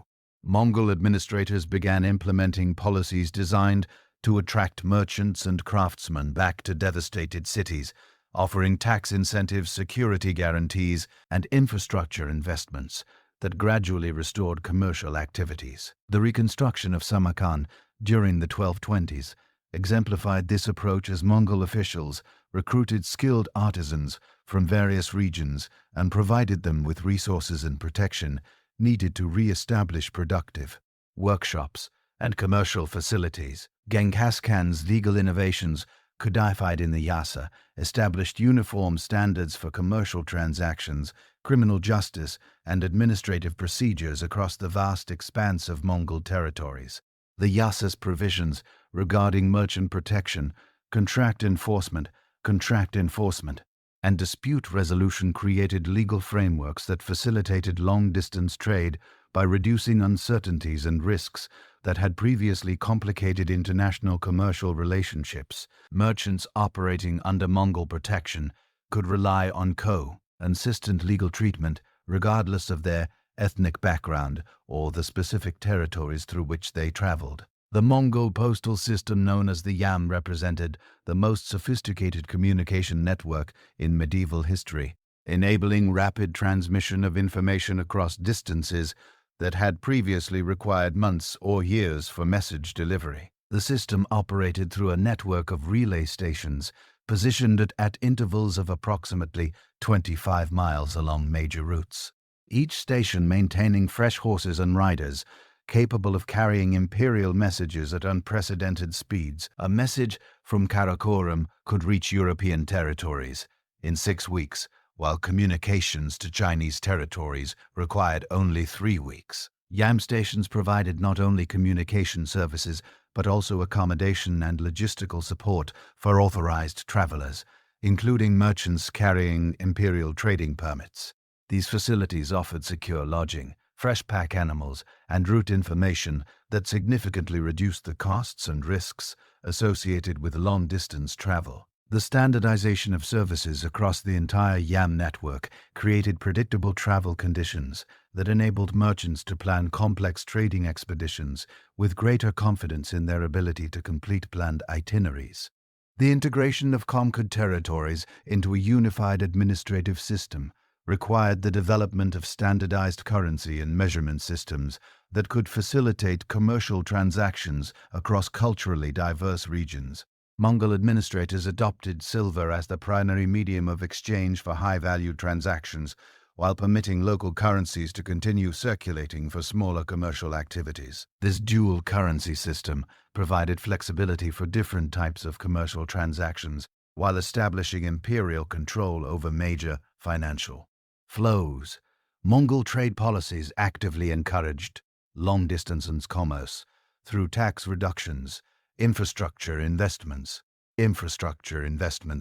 and diplomatic arrangements that eliminated many of the obstacles that had previously complicated international trade. The Mongols reduced or eliminated customs duties on goods transiting their territories, recognizing that increased trade volumes would generate greater total revenue than high taxation rates that discouraged commercial activities. This approach proved remarkably successful in attracting merchants from across Eurasia to utilize Mongol-controlled trade routes. The Pax Mongolica period, extending roughly from 1260 to 1350 AD, created unprecedented conditions for cultural exchange and technological transmission across Eurasia. The political stability and commercial security provided by unified Mongol administration enabled scholars, artisans, and religious teachers to travel safely across vast distances, carrying ideas and techniques that would have remained isolated within their regions of origin under previous political conditions. This period witnessed accelerated transmission of innovations in mathematics, astronomy, medicine, and various crafts that enriched civilizations across the entire Eurasian continent. Chinese technological knowledge reached Middle Eastern and European territories during this period through systematic Mongol policies that relocated skilled craftsmen and scholars to regions where their expertise could contribute to imperial objectives. Chinese engineers working on Middle Eastern irrigation projects introduced new techniques for water management and agricultural development, while Chinese medical practitioners shared knowledge of surgical procedures and pharmaceutical preparations that enhanced medical capabilities in Islamic territories. The westward transmission of gunpowder technology during the Mongol period revolutionized military capabilities across Eurasia. Though the full implications of this technological transfer would not become apparent until the 14th and 15th centuries, Mongol armies utilized Chinese explosive devices and early firearms in their European campaigns, introducing these technologies to regions that quickly recognized their military potential and began developing their own weapons production capabilities. Islamic astronomical and mathematical knowledge traveled eastward through Mongol networks, reaching Chinese scholars who incorporated Islamic computational techniques and observational methods into their own scientific traditions. The Yuan dynasty's astronomical bureau employed Islamic astronomers who brought sophisticated mathematical tools and theoretical frameworks that enhanced Chinese astronomical capabilities. These exchanges created hybrid scientific traditions that combined the best elements of different cultural approaches to understanding natural phenomena.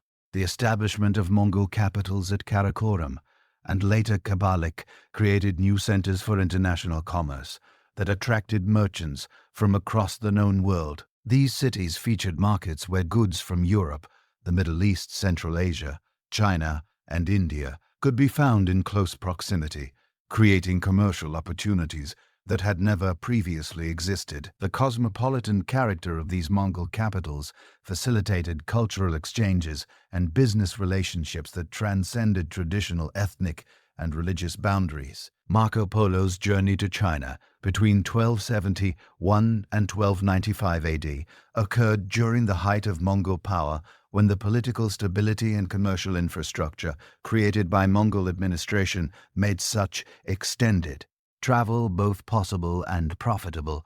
Polo's family belonged to a network of Venetian merchants who had recognized the commercial opportunity as created by Mongol unification of Eurasian trade routes.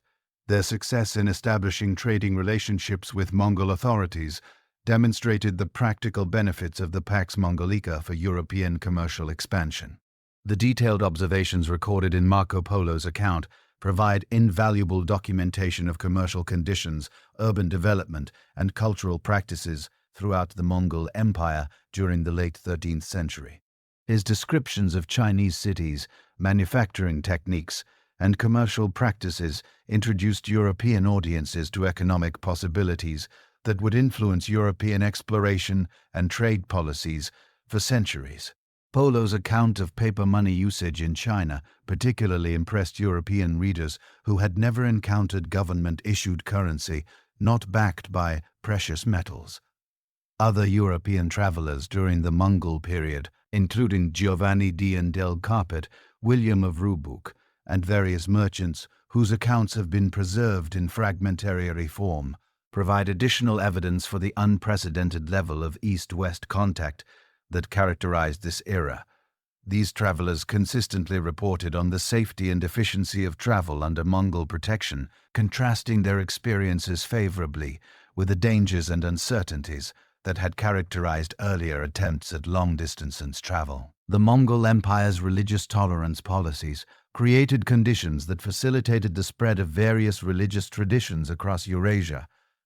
Antaurian Christianity reached China in unprecedented numbers during the Mongol period, while Islamic scholars and religious teachers gained access to Chinese territories that had previously been largely closed to foreign religious influences. Buddhist monasteries in Central Asian territories received protection and support from Mongol administrators, enabling them to maintain their educational and cultural functions despite the political upheavals of the conquest period. Mongol patronage of international scholarship created intellectual communities that transcended traditional cultural boundaries.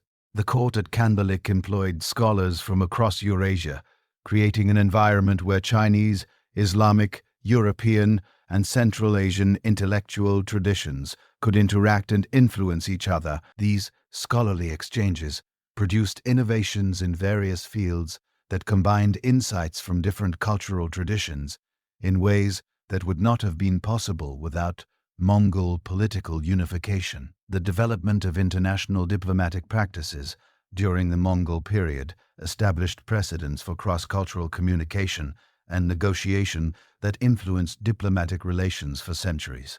Mongol diplomatic missions to European courts, Islamic territories, and various Asian kingdoms created regular channels for political communication that facilitated not only governmental relationships, but also commercial and cultural exchanges between distant regions. Mongol military campaigns in Eastern Europe introduced European populations to Asian military technologies, organizational methods, and strategic concepts that influenced European military development. European observers of Mongol military operations learned lessons about logistics, communication, and battlefield coordination that they adapted to their own military systems. The Mongol emphasis on intelligence gathering and strategic planning particularly impressed European military leaders who had previously relied primarily on traditional feudal military approaches. The fragmentation of the Mongol Empire into separate khanates during the late 13th and early 14th centuries initially disrupted some of the unified administrative systems that had facilitated long-distance trade. But the individual khanates generally maintained policies that supported commercial activities within their respective territories: the Yuan dynasty in China, the Al-Khanate in Persia, the Golden Horde in Eastern Europe, and the Chagatai Khanate in Central Asia.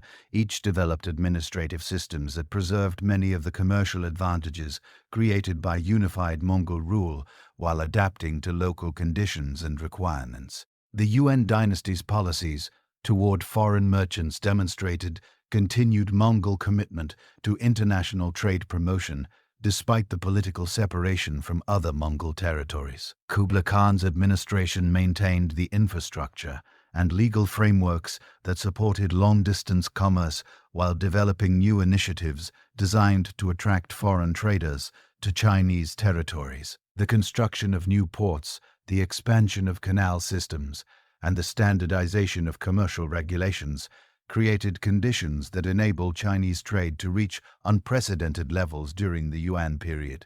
The gradual dissolution of Mongol unity during the late 13th and early 14th centuries coincided with devastating demographic catastrophes that fundamentally altered the economic foundation supporting Silk Road commerce. The Black Death, which swept across Eurasian trade networks between 1347 and 1351 AD, followed established commercial routes with terrifying efficiency, transforming the very pathways that facilitated centuries of prosperity into conduits for unprecedented mortality. The plague's origins in Central Asian rodent populations meant that trading cities along traditional Silk Road routes experienced some of the highest death rates, with contemporary accounts describing the complete abandonment of entire commercial districts in cities like Samarkand, Bukhara, and Koshgar.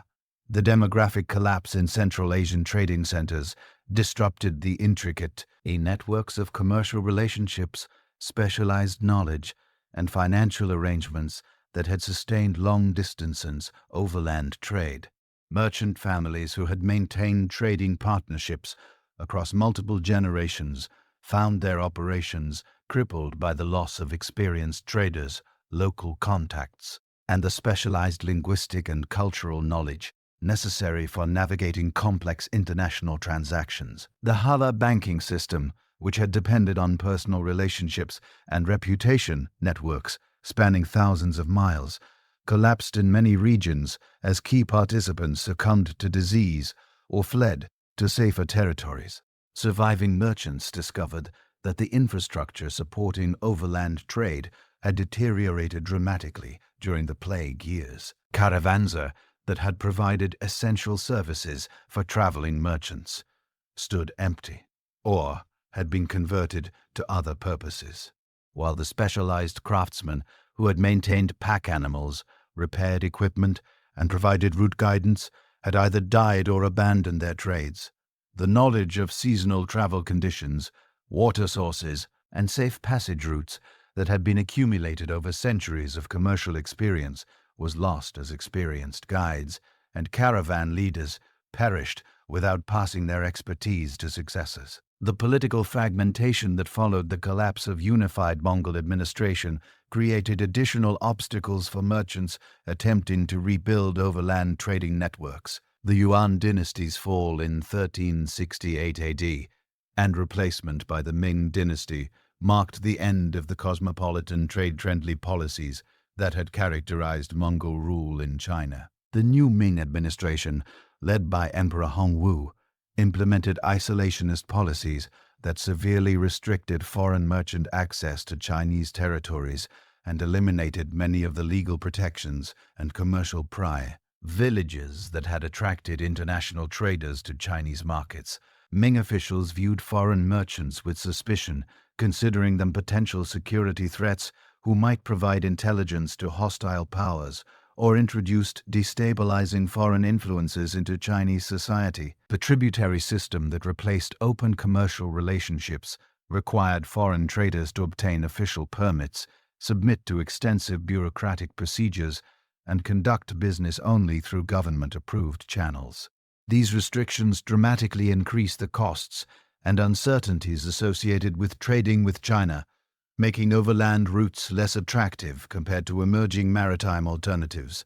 The Chagatai Khanate's fragmentation into competing successor states created a patchwork of conflicting authorities along Central Asian trade routes, each imposing its own taxation systems, legal requirements, and security arrangements. Merchants traveling from China to Middle Eastern markets now faced multiple border crossings, currency exchanges, and diplomatic negotiations that had been unnecessary during the period of unified Mongol administration. The absence of standardized commercial law meant that contractual disputes could not be resolved through consistent legal procedures, while the lack of coordinated security arrangements left merchant caravans vulnerable to banditry and local conflicts. Tamerlane's campaigns during the late 14th century brought temporary political unification to much of Central Asia, but his military methods caused additional damage to the urban centers and agricultural systems that supported trade route operations.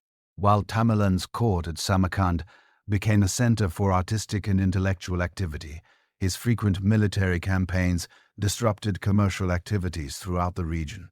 The enormous resources devoted to military operations reduced the capital available for commercial investment, while the constant threat of warfare made long-term business planning extremely difficult. The rise of the Ottoman Empire in Anatolia and the Balkans created new political dynamics that affected traditional overland trade routes connecting Asia with European markets. Ottoman control over Constantinople after 1453 AD gave them significant influence over trade between Asia and Europe. But Ottoman policies toward long-distance commerce reflected different priorities from those of earlier powers that had facilitated Silk Road trade. The Ottomans focused primarily on controlling and taxing existing trade flows rather than promoting expanded commercial activities, leading to increased costs for merchants using traditional overland routes.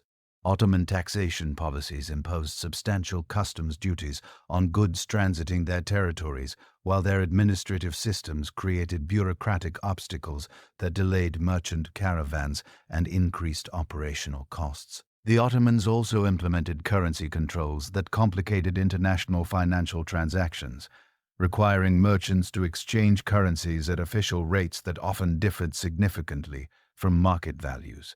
These policies made overland routes through Ottoman territories less competitive compared to maritime alternatives that could bypass Ottoman control entirely. The Portuguese exploration of maritime routes around Africa represented the most significant challenge to traditional overland Silk Road networks. Vasco da Gama's successful voyage to India in 1497 to 1499 AD demonstrated that European merchants could reach Asian markets without relying on the complex overland networks that had previously been essential for East-West trade. The Portuguese discovery that maritime routes could deliver Asian goods to European markets at lower costs and with greater reliability marked the beginning of the end for traditional Silk Road commerce. Portuguese maritime technology, including improved ship design, navigation instruments, and sailing techniques, enabled them to transport larger cargo volumes over greater distances than had been possible with overland caravans. A single Portuguese carrack could carry as much silk as dozens of camel caravans, while the maritime route from Lisbon to Goa required only 6 to 8 months compared to the year or more needed for overland travel from China to European markets.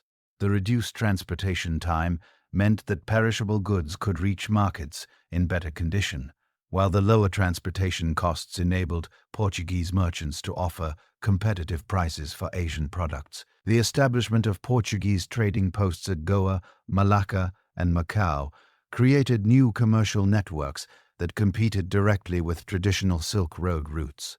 These maritime networks offered several advantages overland alternatives, including more reliable scheduling, reduced security risks, and simplified administrative procedures.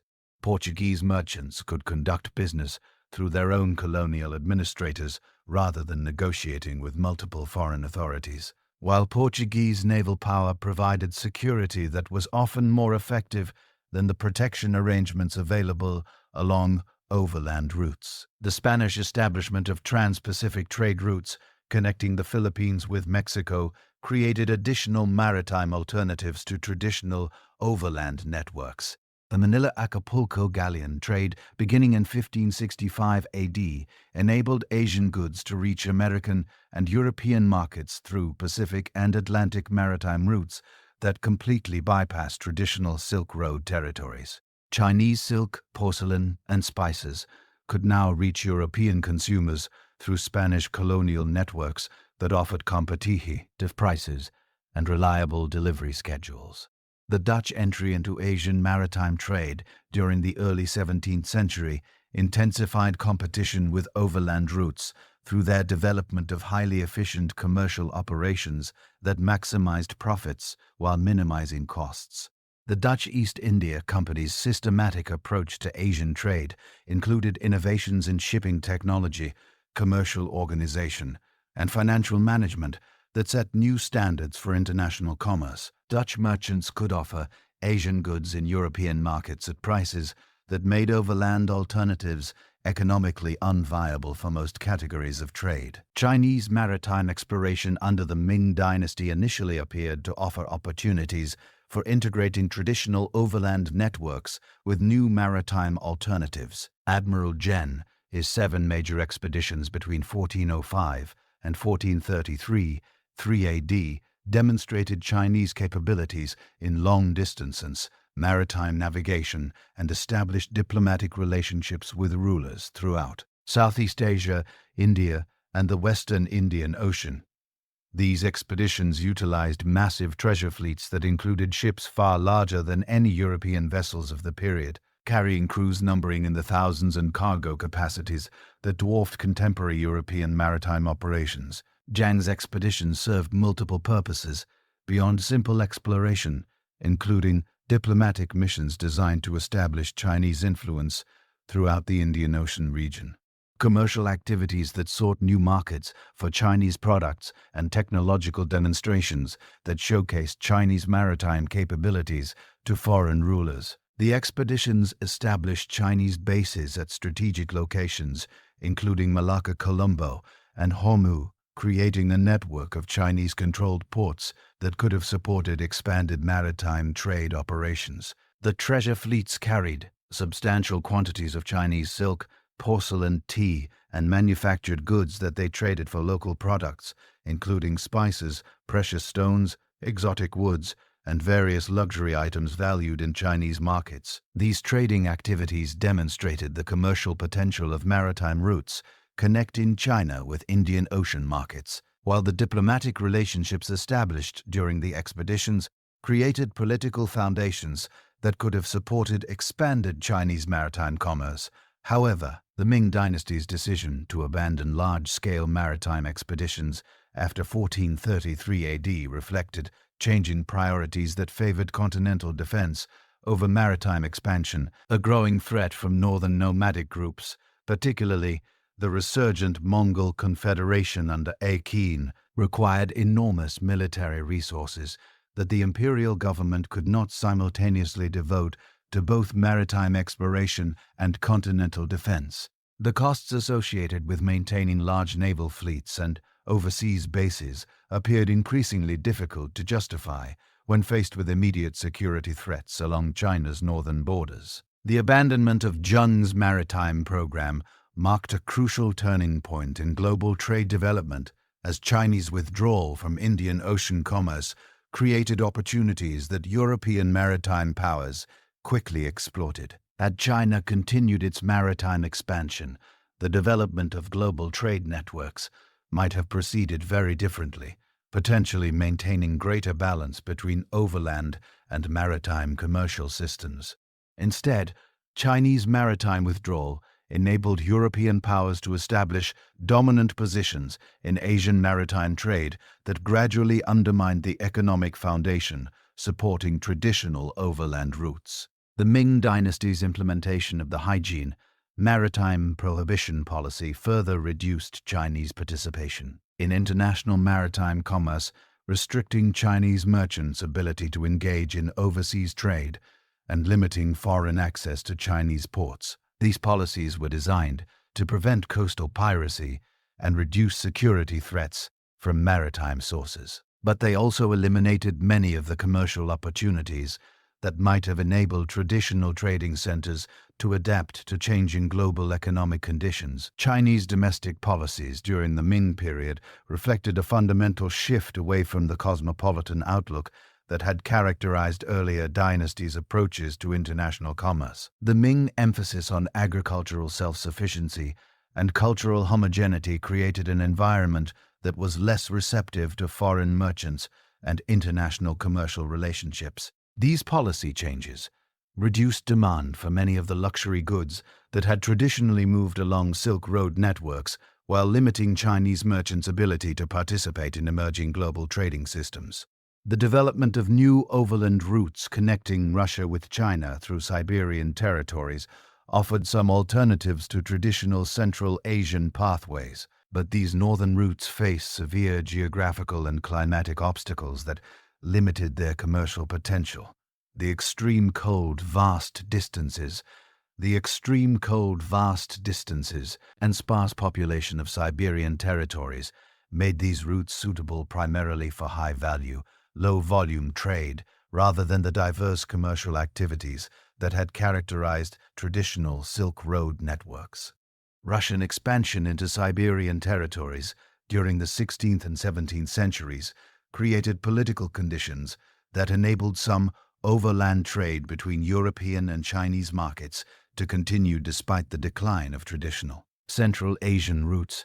However, Russian commercial policies focused primarily on fur trading and resource extraction rather than facilitating transit trade between other regions. The Russian approach to Siberian commerce emphasized state control and monopolistic practices that limited opportunities for independent merchants and reduced the commercial flexibility that had been essential for traditional Silk Road operations. The transformation The transformation of Central Asian political structures during the 15th and 16th centuries created additional obstacles for traditional trade route operations. The rise of the Uzbek Khanates, Safavid Persia, and Mughal India established new political boundaries and administrative systems that often conflicted with the commercial networks that had developed during earlier periods.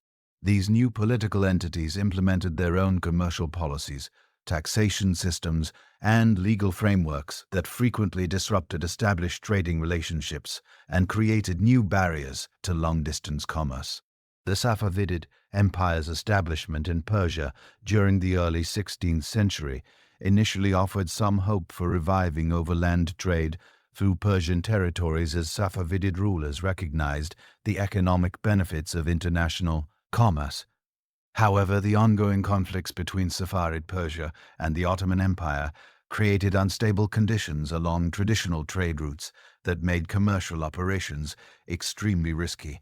The frequent warfare between these two powers disrupted transportation networks, destroyed commercial infrastructure, and created political uncertainties that discouraged long-term commercial investment. The gradual decline of traditional Silk Road cities reflected the broader economic changes that were undermining overland trade networks. Cities like Samarkand, Bukhara, and Kashgar, which had prospered for centuries as commercial centers, experienced population decline, reduced economic activity, and deteriorating infrastructure as trade volumes decreased.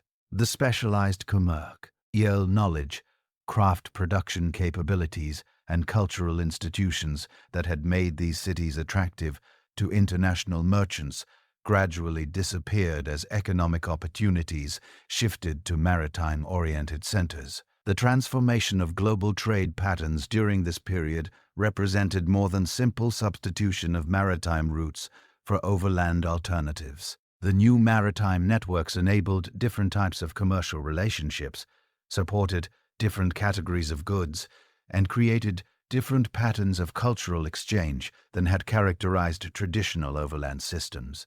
While maritime routes proved more efficient for transporting bulk commodities and standardized manufactured goods, they offered fewer opportunities for the complex cultural interactions and technological exchanges that had enriched civilizations along traditional Silk Road networks. The collapse of traditional Silk Road networks during the 15th and 16th centuries created a political and economic vacuum across Central Asia that emerging powers quickly moved to fill. Russian expansion into Siberia, beginning with Yermak Timovich's conquest of the Sibir Khanate in 1582, represented the most systematic attempt to establish new overland trade connections between European and Asian markets. Unlike the gradual commercial development that had characterized earlier Silk Road evolution, Russian expansion proceeded through deliberate military conquest, followed by administrative colonization, designed to extract maximum economic benefit from newly acquired territories. The Russian approach to Siberian colonization differed fundamentally from earlier patterns of Central Asian political development, where traditional Silk Road cities had emerged organically around natural geographical advantages and commercial opportunities. Russian settlements in Siberia were established according to strategic plans that prioritized military control and resource extraction over commercial facilitation. The construction of fortified outposts at regular intervals along major rivers created a network of administrative centers that could enforce Russian authority while providing bases for further territorial expansion. Russian military technology provided decisive advantages in conquering Siberian territories, particularly their use of firearms against indigenous populations who possessed primarily traditional weapons. The matchlock muskets and small cannons employed by Russian forces proved devastatingly effective against the leather armor and wooden shields traditionally used by Siberian warriors. However, the extreme climate and vast distances of Siberian territories created logistical challenges that forced Russian commanders to adapt their military methods to local conditions. The CSAC military formations that spearheaded Russian expansion into Siberia combined traditional Russian military organization with adaptations borrowed from steppe nomadic traditions.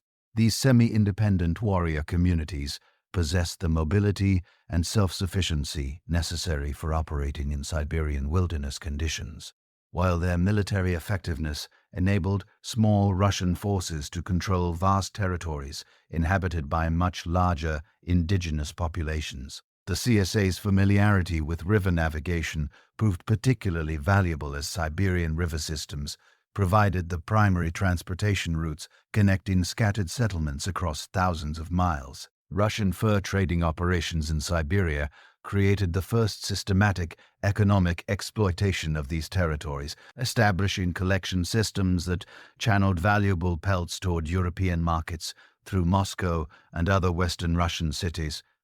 The Yasich tribute system required indigenous communities to provide specified quantities of fur pelts to Russian administrators, creating steady revenue streams that helped finance further territorial expansion. Sable, man, and other high V-value furs from Siberian sources commanded premium prices in European markets, generating profits that justify the enormous costs associated with maintaining Russian administration across such vast and inhospitable territories. The development of the Trans-Siberian route connecting Moscow with Chinese territories required overcoming geographical obstacles that had prevented earlier attempts at establishing reliable overland connections between European and East Asian markets. The route's northern path avoided many of the political complications that had disrupted traditional Central Asian networks, but it presented severe climatic challenges that limited travel to specific seasons and required specialized equipment and techniques for surviving extreme cold conditions.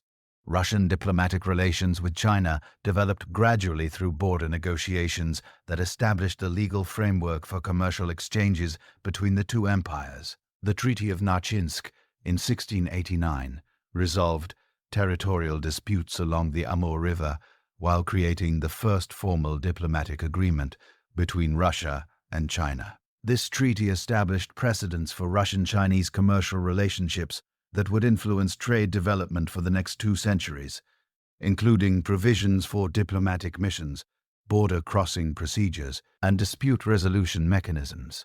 The establishment of Kayaka as the primary trading post for Russian-Chinese commerce created a new type of commercial center that differed significantly from traditional Silk Road cities.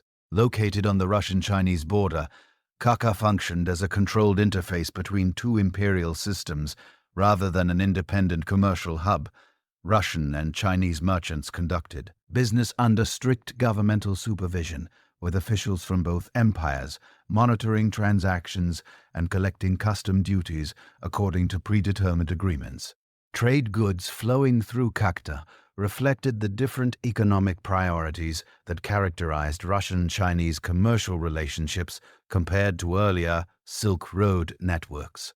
Russian merchants primarily sought Chinese tea, silk, and porcelain, while offering furs, leather goods, and European manufactured products in exchange. The volume and variety of goods moving through Kayaka remained limited compared to the diverse commercial activities that had characterized traditional Silk Road cities during their peak periods. But the regularity and security of these exchanges provided reliable revenue for both governments. The tea trade became the dominant component of Russian-Chinese commerce, with Russian consumption of Chinese tea growing dramatically. During the 17th and 18th centuries, Russian merchants developed specialized techniques for transporting tea across Siberian territories without significant deterioration in quality, including the use of specially designed containers and careful attention to moisture control during long overland journeys. The popularity of tea in Russian society created steady demand that supported regular commercial expeditions, despite the enormous distances and harsh conditions involved. Chinese policies toward Russian trade reflected the broader changes in Chinese attitudes toward foreign commerce that had emerged during the Ming and early Qing periods. Chinese officials viewed Russian merchants as representatives of a neighboring empire rather than independent commercial operators, leading to diplomatic protocols that emphasized governmental control over private commercial initiative. These policies limited the scope of Russian-Chinese trade, but provided stability and predictability that enabled sustained commercial relationships over extended periods. The rise of the Safavid Empire in Persia during the early 16th century created new political conditions that affected traditional trade routes connecting Central Asia with Middle Eastern and European markets. Shi'ism's establishment of Safavi control over Persian territories in 1501 brought political unification to regions that had been fragmented among competing local rulers for over a century. The Safavid administrative system combined Persian bureaucratic traditions with Turkmen military organization, creating governmental structures capable of managing the complex commercial relationships that had traditionally supported Persian participation in long-distance trade. Safavid economic policies actively encouraged commercial development through infrastructure investments and legal reforms designed to attract merchants and stimulate trade activities. Shabust, the first construction projects during the early 17th century, included new roads, bridges and caravans that improved transportation conditions along routes connecting Persian territories with Central Asian and Indian markets. The new Safavid capital at Isfahan became a major commercial center that attracted merchants from across the Islamic world, creating market opportunities that partially compensated for the decline of traditional Central Asian trading cities. The Safavid silk industry represented the most successful adaptation of traditional Silk Road production techniques to early modern economic conditions. Persian silk producers developed new cultivation methods and processing techniques that enabled them to compete effectively with Chinese silk in Middle Eastern and European markets. The establishment of silk production centers in Mazandaran and Gilan provinces created integrated manufacturing systems that controlled all stages of production from silkworm cultivation through final textile manufacturing. Persian carpet production during the Safavid period achieved unprecedented levels of artistic sophistication and technical excellence, creating luxury goods that commanded premium prices in international markets. The court workshops at Isfahan and Kashan employed hundreds of skilled weavers who produced carpets featuring complex designs and superior materials that established Persian carpets as the most prestigious floor coverings available to wealthy consumers throughout Europe and Asia. These carpet workshops maintained direct commercial relationships with international merchants, bypassing traditional intermediary networks that had characterized earlier periods of Persian craft production. Safi diplomatic relationships with European powers created new opportunities for Persian participation in emerging global trade networks.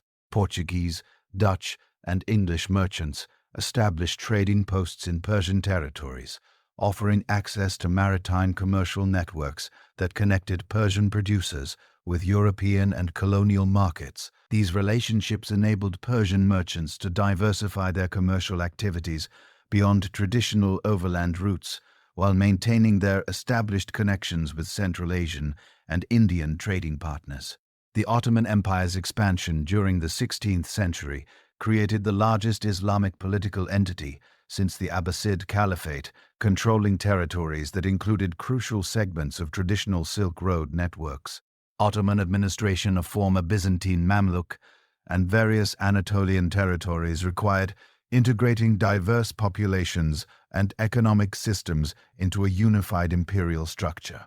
The Ottoman approach to managing this diversity emphasized practical accommodation of local customs and commercial practices rather than wholesale imposition of uniform administrative systems. Ottoman control over Constantinople and other strategic cities along traditional east-west trade routes provided them with significant influence over commercial flows between Asian and European markets. However, Ottoman policies toward long-distance trade reflected different priorities from those of earlier powers that had actively promoted Silk Road commerce. The Ottomans focused primarily on extracting revenue from existing trade flows through taxation and regulation, rather than investing in infrastructure improvements or commercial promotion that might have expanded trade volumes. The Devshirme system of recruiting administrative personnel from Christian populations provided the Ottoman Empire with educated bureaucrats who possessed knowledge of local conditions and commercial practices in diverse territories. These administrators proved particularly valuable in managing the complex commercial relationships that characterized Ottoman territories, as they understood both imperial policies and local commercial customs. The system's emphasis on merit-based advancement created opportunities for talented individuals from various backgrounds to achieve influential positions within the imperial administration. Ottoman military technology and organization enabled them to maintain control over vast territories while projecting power across multiple frontiers simultaneously. The Janissary Corps provided the empire with professional infantry forces equipped with firearms and artillery, while the Ottoman navy dominated the eastern Mediterranean and challenged European maritime powers in the Indian Ocean. These military capabilities enabled the Ottomans to protect commercial activities within their territories while pursuing aggressive expansion policies that brought additional commercial centers under imperial control. The Mughal Empire's establishment in India during the early 16th century created new political conditions that affected traditional trade routes connecting Central Asian territories with Indian markets. Via's conquest of the Delhi Sultanate in 1526 began a process of territorial expansion that would eventually bring most of the Indian subcontinent under unified political control for the first time since the Gupta Empire. The Mughal administrative system combines Central Asian military traditions with Persian bureaucratic methods and Indian commercial practices, creating governmental structures capable of managing the subcontinent's enormous population and complex economy. Mughal policies toward long-distance trade reflected the empire's Central Asian origins and continued connections with traditional Silk Road networks. The Mughal court maintained diplomatic relationships with Safavid Persia, Ottoman territories, and various Central Asian rulers, creating political conditions that facilitated commercial exchanges across traditional trade routes. Mughal merchants continued to participate in overland trade networks, even as maritime alternatives became increasingly important for Indian Ocean commerce. The development of Mughal textile production, particularly cotton, fabrics, and luxury textiles, created new categories of trade goods that found markets throughout Asia and eventually Europe. Mughal workshops produced cotton textiles of exceptional quality and distinctive designs that appeal to consumers across diverse cultural contexts. The integration of Indian cotton production with traditional silk manufacturing techniques created hybrid textiles that combine the durability and comfort of cotton with the luxury appearance associated with silk products. Mughal urban development during the 16th and 17th centuries created new commercial centers that rivaled traditional Silk Road cities in their cosmopolitan character and economic sophistication. Cities like Delhi, Agra, and Lahore attracted merchants from across Asia, creating market environments where goods from China, Central Asia, Persia, and the Ottoman Empire could be found alongside Indian products. These cities developed specialized commercial districts that catered to different categories of trade, from bulk commodity exchanges to luxury goods markets, serving elite consumers. The Mughal monetary system, based on silver currency, with standardized weights and purity levels, facilitated commercial transactions across the empire's vast territories while providing a stable medium of exchange for international trade. Mughal silver coins gained acceptance in Central Asian markets, creating currency networks that connected Indian commercial centers with traditional Silk Road trading systems. The empire's access to silver from various sources, including European colonial imports, enabled Mughal merchants to participate effectively in international commercial relationships that required precious metal payments. Regional trade networks continued operating throughout Central Asia despite the decline of transcontinental commerce, adapting to changed political and economic conditions while maintaining many traditional commercial practices. The tea horse trade between Chinese territories and Tibetan regions represented one of the most durable of these regional systems. Continuing to operate under various political arrangements from the Tang dynasty through the Qin period, this trade relationship reflected the complementary economic needs of agricultural Chinese communities and nomadic Tibetan populations, creating mutual dependencies that transcended political changes. Chinese tea producers in Sichuan and other southwestern provinces developed specialized techniques for processing tea specifically for Tibetan markets, creating compressed tea bricks that could survive long-distance transportation while meeting Tibetan preferences for tea preparation and consumption. These tea bricks became a standardized medium of exchange in Tibetan territories, functioning as both commodity and currency and commercial transactions. The standardization of tea brick weights and quality levels created predictable value relationships that facilitated commercial planning and reduced disputes between trading partners. Tibetan horse breeding operations supplied Chinese military forces with cavalry mounts that possessed the endurance and sure-footedness necessary for operating in mountainous terrain and harsh climatic conditions. The selective breeding techniques developed by Tibetan herders produced horses with distinctive characteristics that made them particularly valuable for Chinese frontier defense operations.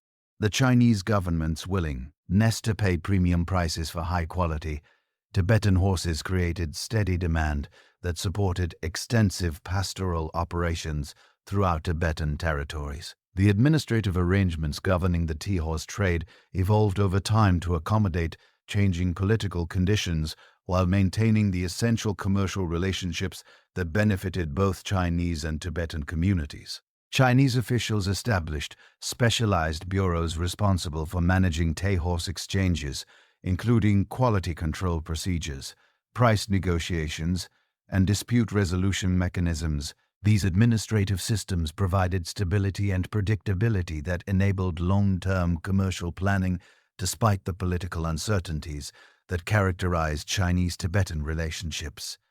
During various historical periods, Central Asian bazaar systems continued functioning as regional commercial centers even after the decline of transcontinental trade routes, adapting their operations to serve local and regional markets rather than international commercial networks. Cities like Samarkand and Tashkent maintained commercial districts that facilitated trade between nomadic pastoral communities and settled agricultural populations, providing essential services for regional economic development. These bazaars specialized in goods that reflected local production capabilities and consumption patterns, including livestock, agricultural products, textiles, and various manufactured items produced by local craftsmen. The organization of Central Asian bazaars reflected centuries of commercial experience and cultural adaptation to local conditions. Specialized sections for different categories of goods enabled efficient price discovery and quality comparison, while established procedures for dispute resolution and contract enforcement provided security for commercial transactions. The integration of commercial activities with social and cultural functions made these bazaars important community centers that served multiple purposes beyond simple economic exchange. European colonial expansion in Asian territories during the 17th and 18th centuries gradually undermined traditional trade patterns through the establishment of maritime commercial networks that offered more efficient alternatives to overland routes. The Dutch East India Company's systematic approach to Asian trade created integrated commercial operations that controlled production, transportation, and marketing functions across multiple territories. This vertical integration enabled Dutch merchants to offer competitive prices while maintaining quality control standards that traditional overland networks could not match. English commercial expansion in Indian territories, culminating in the East India Company's political control over much of the subcontinent, eliminated many of the traditional commercial relationships that had connected Indian markets with Central Asian trade networks. English policies toward Indian textile production, designed to support British manufacturing interests, disrupted traditional craft production systems while redirecting Indian raw materials toward European markets. These changes reduced demand for many of the goods that had traditionally moved along overland trade routes, while limiting Indian merchants' ability to participate in traditional commercial networks. The transformation of global trade patterns during this period created new economic relationships that gradually replaced traditional Silk Road networks with maritime-based commercial systems. However, the regional trade networks that had developed as components of larger transcontinental systems continued operating on reduced scales, adapting to changed conditions while preserving many of the commercial practices and culture, raw traditions that had characterized Silk Road civilization for over a millennium. The weakening of traditional Central Asian political structures during the early 19th century created unprecedented opportunities for European imperial expansion into territories that had remained largely independent for centuries. The fragmentation of the Uzbek Khanates, the decline of Safavid successor states in Persia, and the Qing dynasty's tenuous control over its western territories left vast regions of Central Asia vulnerable to foreign intervention. Into this power vacuum stepped two expanding empires whose competition would fundamentally reshape the political geography of the ancient Silk Road territories. The British East India Company's consolidation of control over the Indian subcontinent during the late 18th and early 19th centuries provided the foundation for northward expansion towards Central Asian territories.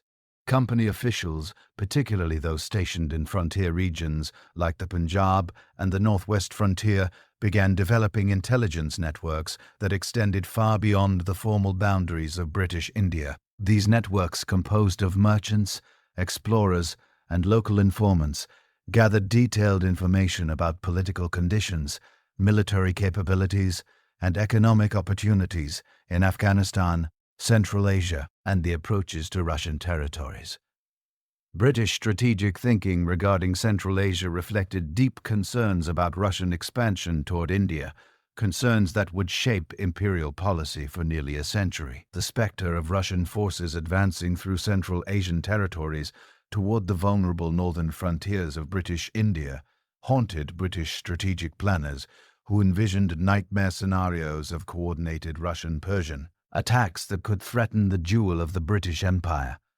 These fears, often exaggerated but near, were entirely unfounded, drove British officials to pursue increasingly aggressive policies designed to create buffer zones and spheres of influence that would prevent Russian forces from approaching Indian territories. Russian expansion into Central Asia proceeded through a combination of military conquest, diplomatic pressure, and economic penetration that systematically eliminated the independence of traditional Silk Road cities. The conquest of the Kazakh steppes during the early 19th century provided Russia with strategic bases for further advances toward the settled oasis cities that controlled crucial segments of traditional trade routes. Russian military commanders developed specialized techniques for desert warfare, including the use of camel corps and mobile artillery units that could operate effectively in the harsh climatic conditions of Central Asian territories. The siege and capture of Kiev in 1873 demonstrated the effectiveness of Russian military methods adapted to Central Asian conditions. General Konstantin Kaufmann's expeditionary force employed a combination of conventional infantry assault and siege artillery bombardment that overwhelmed the city's traditional fortifications. The capture involved coordinated attacks from multiple directions with Russian engineers constructing siege works that enabled artillery to breach the ancient walls that had protected Kiev for centuries. The systematic nature of the assault, involving precise timing and coordination between different military units, showcased the technological and organizational advantages that European armies possessed over traditional Central Asian forces. The fall of Kiev sent shockwaves throughout Central Asia as other regional rulers recognized that their traditional defensive methods could not withstand modern European military capabilities. The Khanate of Bara, faced with the prospect of similar treatment, negotiated a protectorate agreement that preserved nominal independence while accepting Russian control over foreign relations and military affairs. This arrangement became a model for Russian expansion throughout Central Asia. Combining the efficiency of direct control with the political convenience of maintaining traditional ruling structures, Russian administration of conquered Central Asian territories reflected a pragmatic approach that balanced imperial control with accommodation of local customs and commercial practices. Russian officials recognized that the economic value of these territories depended largely on maintaining the commercial networks and craft production systems that had developed over centuries, rather than imposing wholesale changes that might disrupt established economic relationships. Russian administrators often preserve traditional market structures while inserting themselves into existing commercial networks as regulators and tax collectors. The construction of the Trans-Caspian Railway, beginning in 1879, represented the most significant infrastructure project in Central Asian history since the original development of Silk Road networks. This railway, extending from the Caspian seaport of Krasnovodsk to Samarkand and eventually to Tashkent, created the first mechanized transportation system, capable of moving large quantities of goods and passengers across Central Asian territories with unprecedented speed and reliability. The railway's completion transformed the economic geography of the region by making European manufactured goods available in Central Asian markets at competitive prices, while enabling Central Asian products to reach European consumers more efficiently than ever before. The railway construction process required overcoming enormous engineering challenges posed by desert terrain, extreme temperatures, and the Abgar sense of local materials and skilled labor. Russian engineers imported workers from various parts of the empire, creating temporary construction camps that resembled military installations more than civilian settlements. The logistics of supplying these remote construction sites with food, water, building materials, and equipment required careful planning and substantial financial resources that demonstrated the Russian government commitment to establishing permanent control over Central Asian territories. British responses to Russian railway construction reflected growing alarm about the strategic implications of improved Russian transportation capabilities in Central Asia. British military analysts recognized that the railway would enable Russia to deploy large military forces to Central Asian territories much more rapidly than had previously been possible, potentially threatening British positions in Afghanistan and northern India. These concerns drove British officials to pursue countermeasures, including their own infrastructure projects and diplomatic initiatives designed to limit Russian influence in regions considered vital to Indian security. The competition between British and Russian intelligence networks in Central Asia created an environment of constant espionage and counter-espionage that contemporary observers dubbed the Great Game. This competition involved not only professional intelligence officers, but also explorers, merchants, diplomats, and adventurers from both empires who gathered information about political conditions, military capabilities, and geographical features of territories that remained largely unmapped by European standards. The intelligence gathered through these networks influenced policy decisions in London and St. Petersburg that affected the lives of millions of people across Central Asia. British survey operations in Central Asian territories, conducted under the auspices of the Survey of India, produced the first accurate maps of regions that had been known to Europeans only through fragmentary accounts by medieval travelers. The Great Trigonometrical Survey's extension into Central Asian territories required extraordinary courage and skill from surveyors who worked in hostile environments while maintaining the secrecy necessary to avoid detection by suspicious local authorities. These surveyors, often working disguised as merchants or pilgrims, used ingenious techniques to measure distances and elevations while conducting their covert mapping operations. The Bandits, as these native surveyors were known, represented one of the most remarkable intelligence operations in imperial history. These carefully trained individuals, recruited primarily from border regions of British India, could blend into local populations while conducting sophisticated geographical and political intelligence gathering. Their training included memorization techniques that enabled them to retain detailed information about routes, distances, political conditions, and military capabilities without maintaining written records that might compromise their missions if discovered. Russian archaeological expeditions to Central Asian territories during the late 19th century combined scientific research with intelligence gathering and political assertion of imperial claims. These expeditions, often funded by the Imperial Russian Geographical Society, conducted systematic excavations at sites like Samar and MV and various locations along traditional Silk Road routes.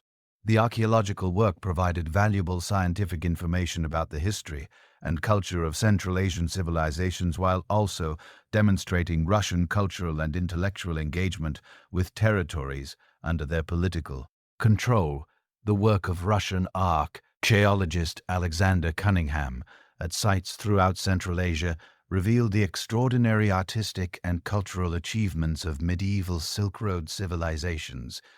Cunningham's excavations uncovered architectural remains, artistic objects, and documentary materials that provided unprecedented insight into the daily life, commercial practices, and cultural traditions of the peoples who had created and maintained the Silk Road networks. His meticulous documentation of archaeological findings created a scientific record that preserved knowledge of Central Asian heritage, even as political changes disrupted traditional cultural continuity. British archaeological expeditions, led by figures like Aurel Stein, conducted extensive explorations of sites in Chinese Turkestan and other regions accessible from British India. Stein's expeditions to the Taklamakan Desert and the Taran Basin between 1916 resulted in the discovery of extraordinary archaeological treasures that revolutionized understanding of Silk Road history and culture. His systematic excavation techniques and careful documentation of findings established new standards for archaeological work in Central Asian environments. Stein's discovery of the sealed library cave at Dunhuang in 1907 provided access to one of the most important collections of medieval manuscripts and documents ever found. The cave, sealed in the 11th century, contained over 40,000 documents in multiple languages and scripts that documented nearly every aspect of Silk Road civilization during its peak period. These materials included Buddhist texts, commercial contracts, official correspondence, literary works, and administrative documents that provided unprecedented insight into the complexity and sophistication of medieval Central Asian society. The removal of Dunhuang manuscripts and artifacts to European collections sparked controversies about cultural heritage and archaeological ethics that continue to influence international discussions about cultural property. Stein's acquisition of thousands of manuscripts, paintings, and textiles from Dunhuang for British collections was facilitated by payments to local monks who controlled access to the site. But the legitimacy of these transactions became increasingly questionable as nationalist movements in China began asserting claims to cultural patrimony. Paul Pellat's French expedition to Central Asia, conducted simultaneously with Stein's work, employed different methods but achieved similarly significant results in documenting Silk Road heritage. Pellat's linguistic expertise enabled him to read and evaluate manuscripts in their original languages, allowing him to select materials of particular historical and cultural significance. His work at Dunhuang and other sites resulted in the acquisition of important manuscript collections for French institutions while contributing to scholarly understanding of Central Asian languages and literature. German expeditions to Central Asia, led by archaeologists like Albert von Loch, focused particularly on sites in the Tarim Basin, where German researchers conducted systematic excavations of Buddhist monasteries and associated settlements. Von Loch's work at sites like Bezeklik and Turfan uncovered wall paintings, sculptures, and architectural remains that documented the artistic achievements of Central Asian Buddhist communities during the medieval period. The German expeditions employed advanced photographic techniques that preserved visual records of archaeological discoveries, with unprecedented accuracy and detail. The competition between European archaeological expeditions reflected broader patterns of imperial rivalry, while contributing to genuine advances in scientific understanding of Central Asian history and culture. National expeditions sought to acquire the most important archaeological materials for their home institutions, while conducting research that would enhance their nation's scholarly reputation and cultural prestige. This competition sometimes led to hasty excavation methods and inadequate documentation, but it also accelerated the pace of archaeological discovery and increased European awareness of Central Asian cultural achievements. The documentation of Silk Road heritage through archaeological expeditions occurred at a crucial historical moment when traditional cultural patterns were being disrupted by political changes and modernization efforts. Many of the sites excavated by European archaeologists were already suffering from neglect, vandalism, and natural deterioration that threatened to destroy irreplaceable cultural materials. The archaeological work, despite its problematic aspects regarding cultural ownership, preserved knowledge and artifacts that might otherwise have been lost entirely. Local responses to European archaeological activities varied considerably depending on political conditions and cultural attitudes toward foreign research. In some cases, local authorities and religious leaders welcomed archaeological expeditions as sources of employment and economic activity that brought outside resources to remote regions. In other situations, local populations viewed foreign archaeological work with suspicion, seeing it as another form of imperial exploitation that removed valuable cultural materials from their traditional locations. The establishment of European colonial administrations in Central Asian territories created new legal and administrative frameworks that affected traditional commercial practices and cultural institutions. Russian administrative systems in Central Asia combined elements of traditional Russian provincial government with adaptations designed to accommodate local conditions and customs. Colonial officials often retained existing local administrators while inserting Russian supervisors who monitored their activities and ensured compliance with imperial policies. British administrative methods in frontier regions adjacent to Central Asia reflected lessons learned from governing diverse populations throughout the empire. The system of political agents and resident advisors enabled British officials to exercise indirect control over nominally independent territories, while maintaining flexibility in responding to local political conditions. These arrangements often preserve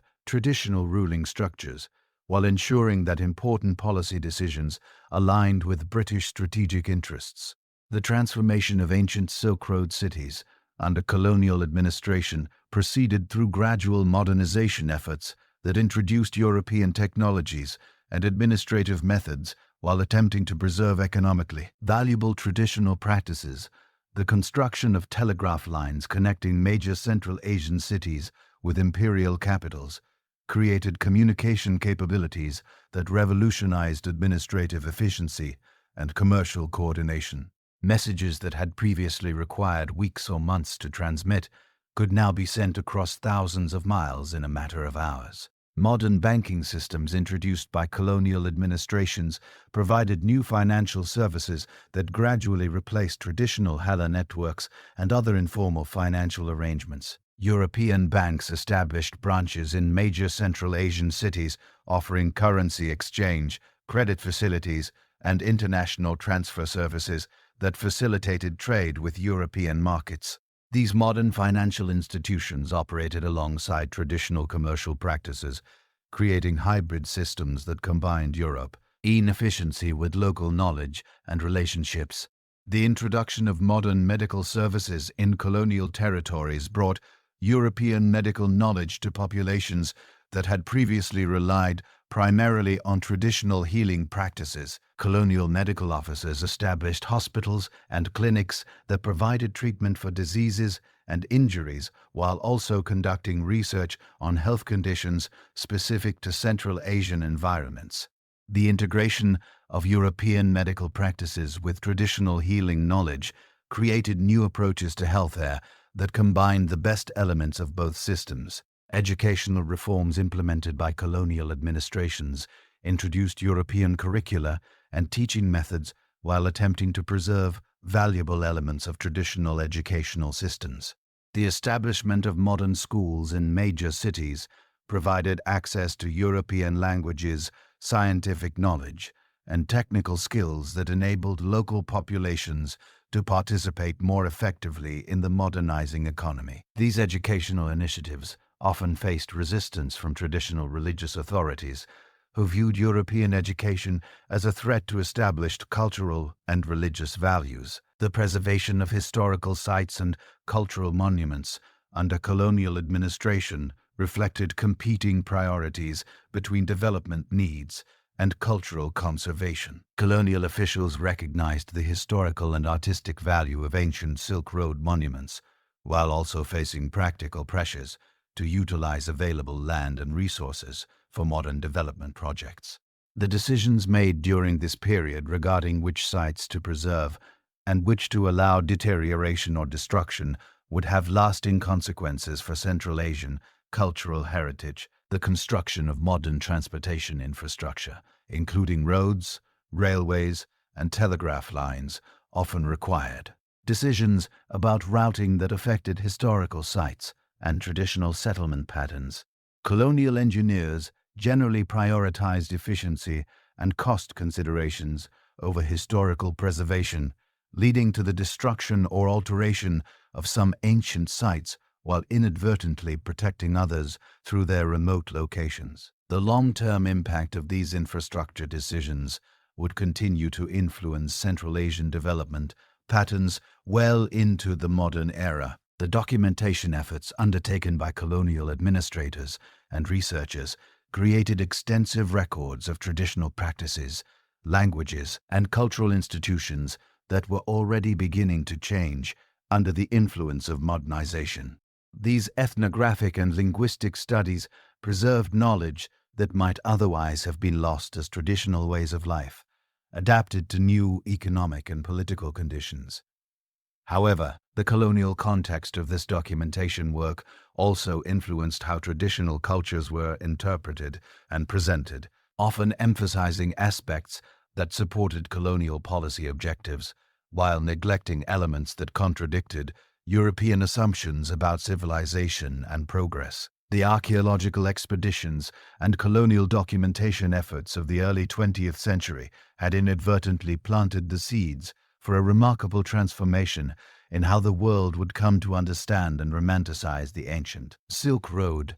As European scholars returned from Central Asian expeditions with manuscripts, artifacts, and photographs that revealed the extraordinary cultural achievements of medieval trading civilizations, a new narrative began emerging in academic circles and popular culture that would eventually reshape global perceptions of East-West connections. The publication of archaeological findings from sites like Dunhuang, Turfan, and Samarkand during the 1910s and 1920s coincide, due with a period of growing Western fascination with Oriental cultures and ancient civilizations.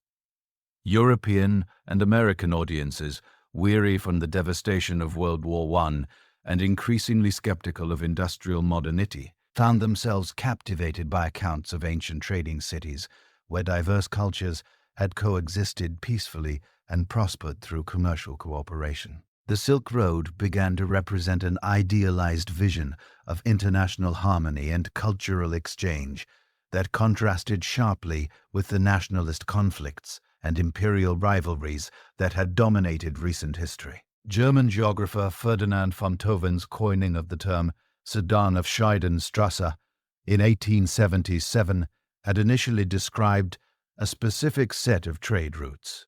But by the 1920s, the concept had evolved into something far more expansive and romantic. Popular writers and journalists began using Silk Road to describe not just historical trade networks, but an entire philosophy of cultural openness and international cooperation. This romanticized interpretation often overlooked the harsh realities of ancient long-distance trade, including the dangers, exploitation, and conflicts that had characterized much of Silk Road history. Instead, emphasizing the exotic appeal and cultural sophistication of ancient trading civilizations. The work of scholars like Paul Pelot and Aurel Stein provided the factual foundation for this romanticization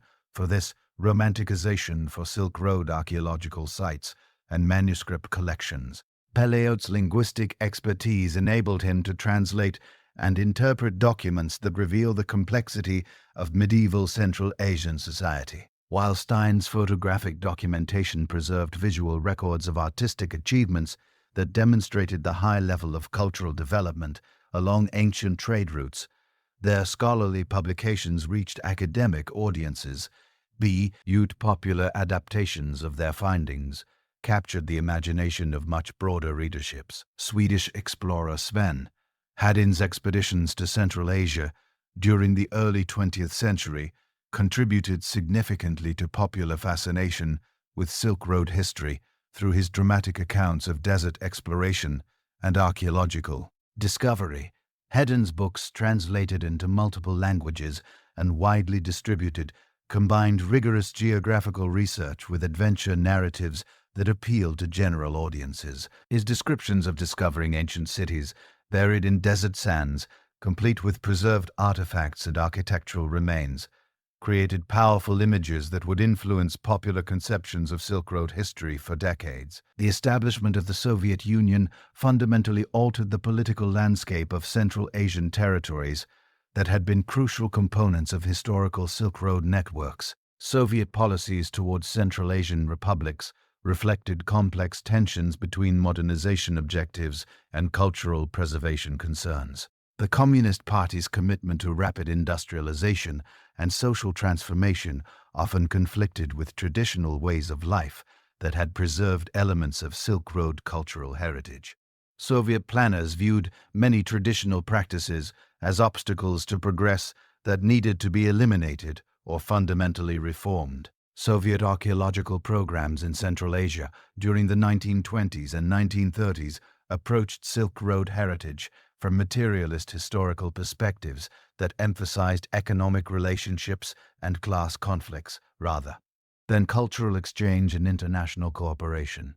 Soviet archaeologists conducted extensive excavations at sites throughout Central Asia, producing valuable scientific documentation while interpreting their findings according to Marxist-Leninist theoretical frameworks. These interpretations offered and emphasized the exploitation of common people by merchant elites and ruling classes rather than celebrating the cultural achievements that had emerged from commercial prosperity. The construction of modern transportation infrastructure in Soviet Central Asia created new connections between regions that have been isolated since the decline of traditional trade routes.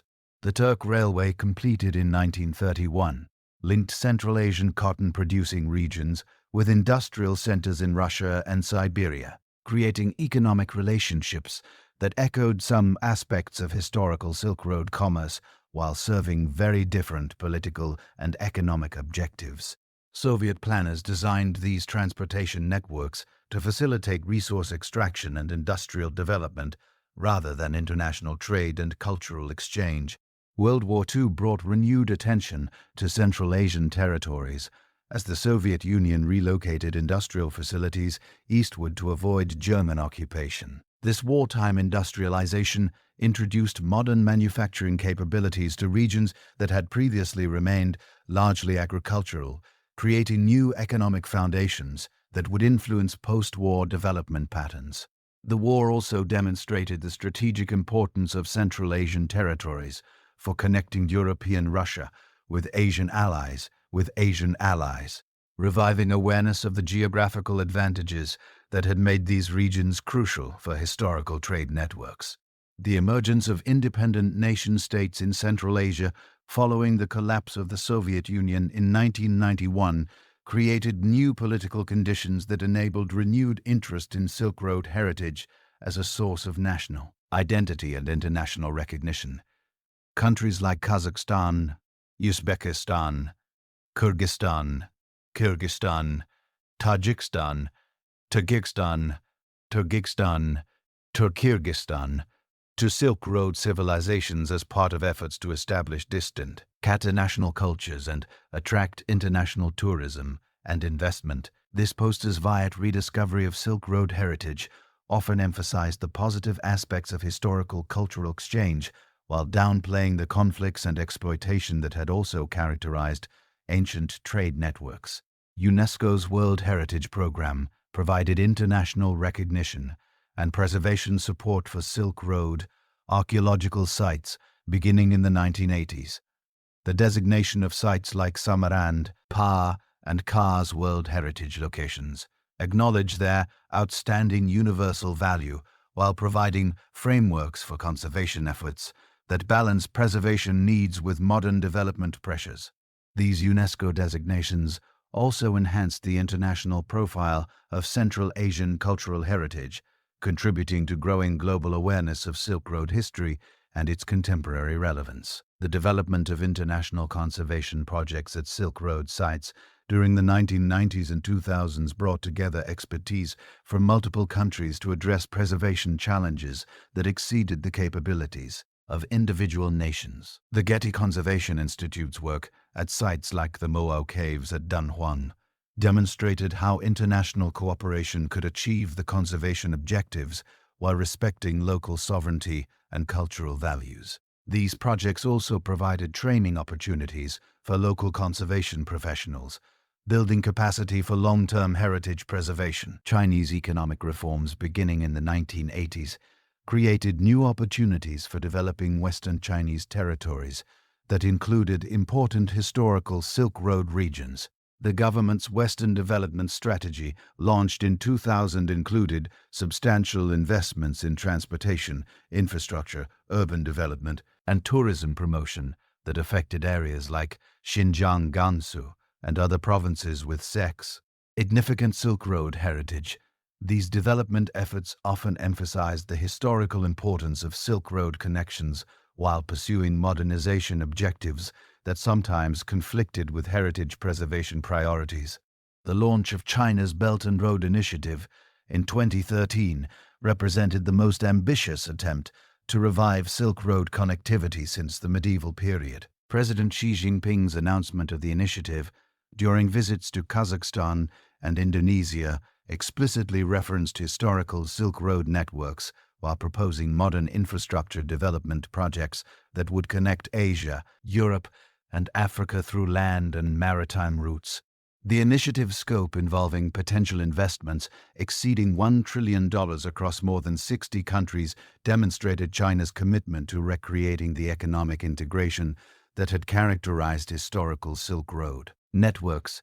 The Belt and Road Initiative's land-based components include railway construction projects that follow routes similar to ancient Silk Road pathways while utilizing modern technology to overcome geographical obstacles that had challenged historical travelers. The China-Europe Railway Express service, connecting Chinese manufacturing centers with European markets through Kazakhstan, Russia, and Belarus, enables cargo shipments to travel between China and Europe in approximately 2 weeks compared to the month or more required for maritime transportation. This service demonstrates how modern technology can revive the speed advantages that had made land routes competitive with maritime alternatives during certain historical periods. Infrastructure development projects associated with the Belt and Road Initiative include port construction, highway development, and telecommunications networks that create modern equivalents of the caravans roads and communication systems that had supported Historica. Silk Road commerce.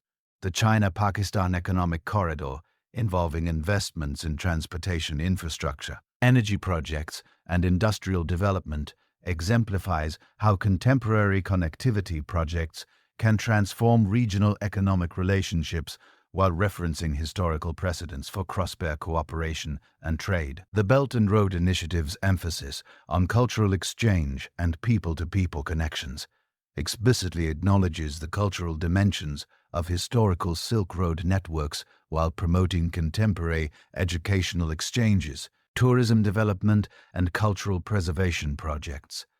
Chinese universities have established Confucius Institutes in Central Asian countries, while cultural festivals and artistic exchanges celebrate shared heritage and promote mutual understanding. These cultural components of the initiative recognize that successful economic integration requires the kind of cross-cultural relationships that had characterized historical Silk Road civilizations. Contemporary archaeological research at Silk Road sites continues to reveal new information about ancient trade networks, while utilizing advanced technologies that enable more sophisticated analysis of archaeological evidence. Ground-penetrating radar, satellite imagery, and other remote sensing technologies allow archaeologists to identify buried structures and survey large areas without destructive excavation. DNA analysis of ancient human remains provides information about population movements and cultural interactions, while chemical analysis of artifacts reveals details about trade relationships and manufacturing techniques. The application of digital technologies to Silk Road heritage preservation includes virtual reality reconstructions of ancient sites, online databases of archaeological findings, and digital archives of historical manuscripts. These technologies enable global audiences to experience Silk Road heritage without traveling to remote locations, while providing researchers with new tools for analyzing and interpreting historical evidence. The digitization of manuscript collections from sites like Dunhuan makes these materials accessible to scholars worldwide, while reducing handling of fragile original documents. International academic collaborations focused on Silk Road research bring together scholars from multiple countries to investigate questions that require expertise in diverse languages, cultures, and historical traditions. The Silk Road Studies program at various universities facilitates interdisciplinary research that combines archaeology, history, linguistics, art history, and other fields to develop comprehensive understanding of Silk Road civilizations. These collaborative approaches recognize that Silk Road history cannot be fully understood from any single national or cultural perspective. The influence of Silk Road cultural exchanges on contemporary art, cuisine, and cultural practices demonstrates the enduring legacy of ancient connectivity patterns. Fusion cuisine in major cities worldwide often combines ingredients and cooking techniques that originally spread along Silk Road networks, while contemporary artists draw inspiration from the multicultural artistic traditions that developed in ancient trading cities. Fashion designers incorporate textile patterns and decorative motifs that originated in Silk Road workshops, while musicians experiment with combinations of instruments and musical styles that echo the cultural synthesis that characterize medieval Central Asian cities. Modern tourism development in Central Asian countries increasingly emphasizes Silk Road heritage as a means of attracting international visitors and generating economic benefits for local communities.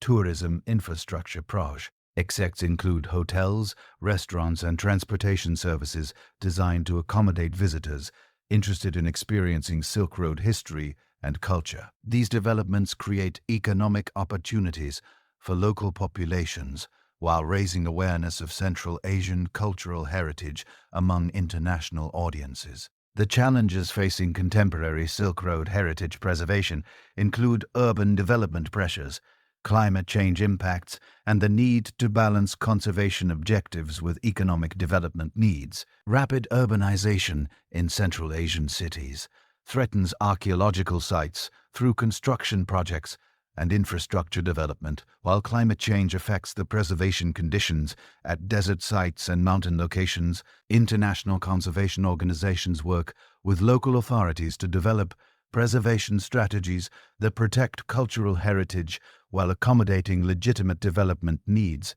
Educational initiatives promoting Silk Road history and cultural heritage include curriculum development projects, teacher training programs, and educational materials designed for various age groups and cultural contexts. These programs aim to increase awareness of Silk Road heritage while promoting values of cultural tolerance, international cooperation, and peaceful exchange that characterize the best aspects of historical Silk Road civilizations. Educational exchanges enable students from different countries to learn about shared heritage while developing cross-cultural understanding and communication skills. The contemporary relevance of Silk Road history extends beyond academic interest and heritage preservation to include practical lessons for modern international relations and economic development. The success of historical Silk Road networks demonstrates the benefits of cultural openness, commercial cooperation, and peaceful exchange between different civilizations. These historical examples provide models for contemporary efforts to build international partnerships and address global challenges through collaborative approaches that respect cultural diversity while pursuing common objectives. Religious communities along former Silk Road routes continue to maintain traditions and practices that preserve elements of the religious diversity that characterized ancient trading cities. Buddhist monasteries in Central Asia, Islamic institutions throughout the region, and other religious organizations serve as repositories of cultural knowledge and spiritual practices that connect contemporary communities with their historical heritage. These religious institutions often play important roles in heritage preservation and cultural education while adapting ancient traditions to modern circumstances.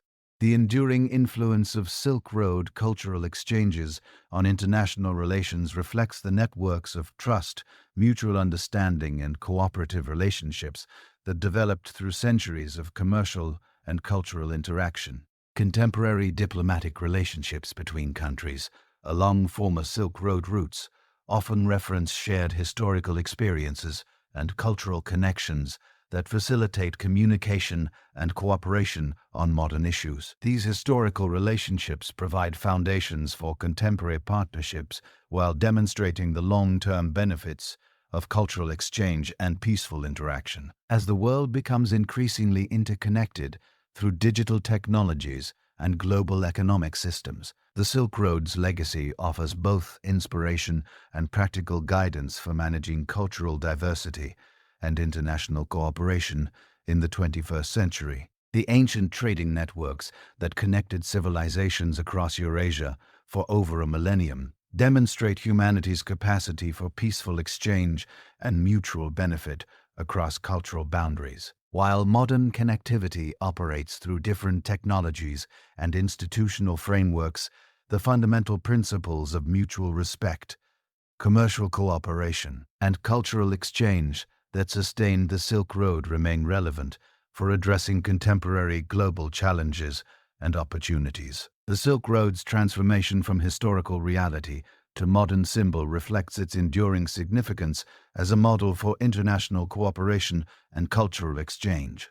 From its origins in Han Dynasty diplomatic missions to its contemporary revival through China's Belt and Road Initiative, the Silk Road continues to inspire efforts to connect diverse civilizations through peaceful commerce and cultural understanding. This remarkable continuity demonstrates that the vision of a connected, cooperative world that emerged from ancient trading relationships remains a powerful force for positive change in our interconnected global civilization.